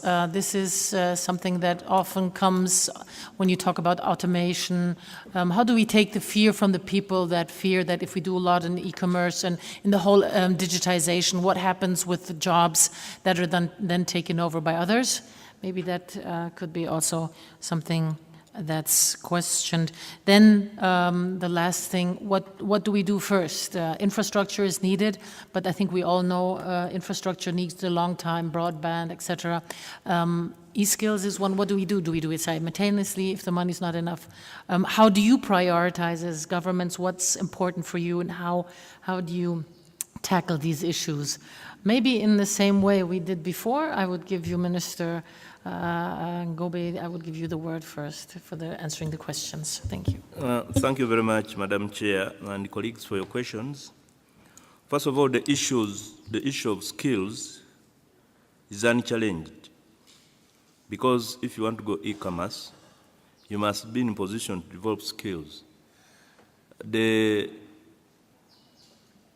knowledge we are giving to our people must be up to date with the challenges of the day. The curriculum, for example, in schools, much of it is outdated and is colonial-based. So we must look at a palatable way of imparting skills to the new generation if we are to build a stronger future, such that they are equally competent to compete for business. And that is unchallengeable. We have no way but to emphasize on skills. Then the fear from Sierra Leone that e-commerce, instead of creating jobs, people will lose jobs. You know, in my country, there's a saying that if you think education is very expensive, you try ignorance. Here, the whole world is going digital and is heading to e-commerce. Now, for you to effectively compete, you must empower and ensure that the jobs will be created by you reducing on the manual approach in doing business. Because if you imported or exported goods without necessarily going manual and you're using e-commerce or e-trade, you are saving, and the would be saving can also be reinvested to create more jobs. It's a very big challenge. You cannot say that because we are going to lose jobs, therefore we should concentrate and ignore e-commerce. It is the way to go. You know, we are liberalizing trade. For example, in Uganda, we have the East African community, we have COMESA. The others are getting digitalized, and for you are becoming traditional to say, I'll not do that because people lose jobs. The more you do that, the more jobs will be lost. So the way to go is, let's go e-commerce and ensure we effectively compete. We shall have savings which can be reinvested, and we enjoy the economies of scale. Lastly, what comes first and last? That is relative for a country. But I would assume that concurrently things must be built together. You are looking at the infrastructure, and you are at the same time educating the people on how to use it. So bit by bit is the best way. You cannot say we shall now create the infrastructure and then later educate. The infrastructure created will be out of use and will be economic to the country. So what we need to do is build the infrastructure, train people such that it is exploited to the optimum point. I want to thank you so much for your kind attention and your questions. Thank you, Madam Chair. Thank you, Minister. Richard, please. Thank you. Since the translators, the interpreters are not there anymore, let me speak in English, because I know the Francophones are also partly, they are more versatile than the Anglophone in the language. As far as Madagascar is concerned, we have now a roadmap toward the development of the national strategy to develop electronic commerce. Although we have in place the laws, as I mentioned before, to govern the electronic commerce, we still have to develop that national strategy to make sure that there is a coherence with what we want to do, taking into account where we have started from. Let me also say something on the peer learning, as Mr. Rwamba from Burkina Faso raised, the partage de modèles. I think he's right. This is very important. You don't need to be a PMA or a pays intermédiaire to share experiences. I think we can do that, but the help of the UNCTAD for sure will be very much appreciated in that regard. And so maybe Madagascar will come also to Burkina Faso for the third forum. Also on the question, or the very important question from Burkina Faso regarding the importance of trade, commerce, rather than putting, too much attention on technology. I think it goes in parallel. The technologies are tools to promote trade. There is no incompatibility. Indeed, you have to have something to sell or to buy. If you don't have anything, then even if you have the highest technology, the most sophisticated technology, it's not going to work. You don't need to go that far. Nobody can't be left, Madame from Zambia. I don't think that nobody shall be left behind in electronic commerce. It's a very open, opportunity. Except the fact that if we're not careful, maybe the costs may be, the costs of transactions, costs of, of putting in place some measures, may be an obstacle. So nobody shall be, nobody will be left behind, in my view. In the same line, I think electronic commerce will create more jobs. There is a shift, there will be a shift. Instead of just, carrying boxes or stuff like that, it's just going to be more in front of your screen. Nevertheless, I think there is one thing which shall be underlined, which is the importance of logistics. Laws, you have to have regulations, you have to have flexibility in terms of payment. The resources, human resources, you have to be ready for that. But there are a lot of investment. We talked about investment in terms of how we are going to move a good from one place, from A to B. This is where, some people are saying, well, for pharmaceuticals, for example, we can use drones. Some people, like in India, for example, or other countries in Africa, they are already using drones to move these. Of course, there is the problem of adressage, but there are technologies for that. I've heard of something like what 3 words, I guess. It's already a technology that is used to put today's word into 57 million square by 3 by 3. So technologies are there. We just need to tap into them. Et voilà, donc il faut être sûr de les. We have to make sure to be ready to tap into these great opportunities. Thank you, Richard. Your English is perfect for a French speaker. Sorry to mention that. Paul, it's your turn. Thank you very much, Madam Moderator. Sorry for guys who was just speaking French. I'm sure my English is clear. Just a brief comment on e-skills. Just to say that in the case of our country, Zambia, the curriculum has already been changed, and ICT has been introduced as a compulsory course from grade 1 up to university level. Except that for the country to start seeing the benefits of these skills, it might take a time. So ICT is being taught in our schools and colleges. I heard something. Someone was talking about e-commerce favoring the big guys.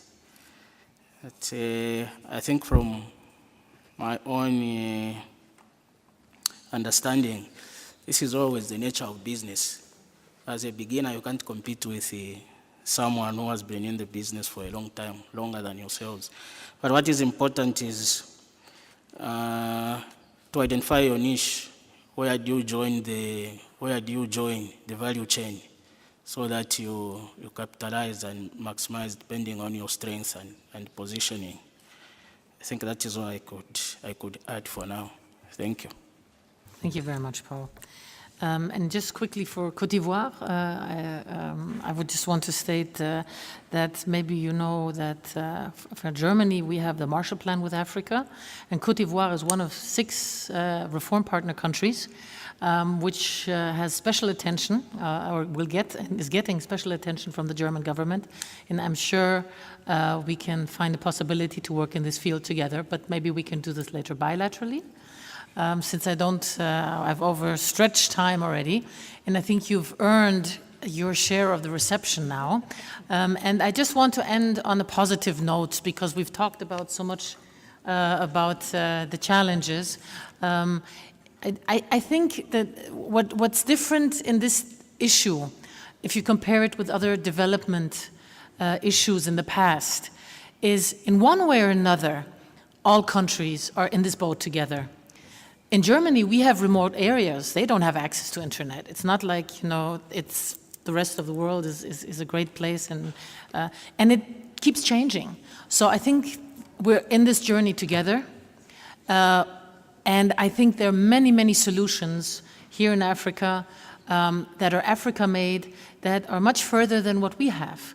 For instance, the number of mobile phones that are used is, you have a higher scale than in Germany. So yes, obviously solutions in e-payment or others will have to do with mobile banking, with the use of mobile phones. So there you have to come up with Africa-owned ideas and incidents, and that's good. And I think this is a good partnership that we're in together. And besides UNCTAD, there are, of course, other international organizations that are out there that help implement skill questions that are there to implement e-commerce challenges. So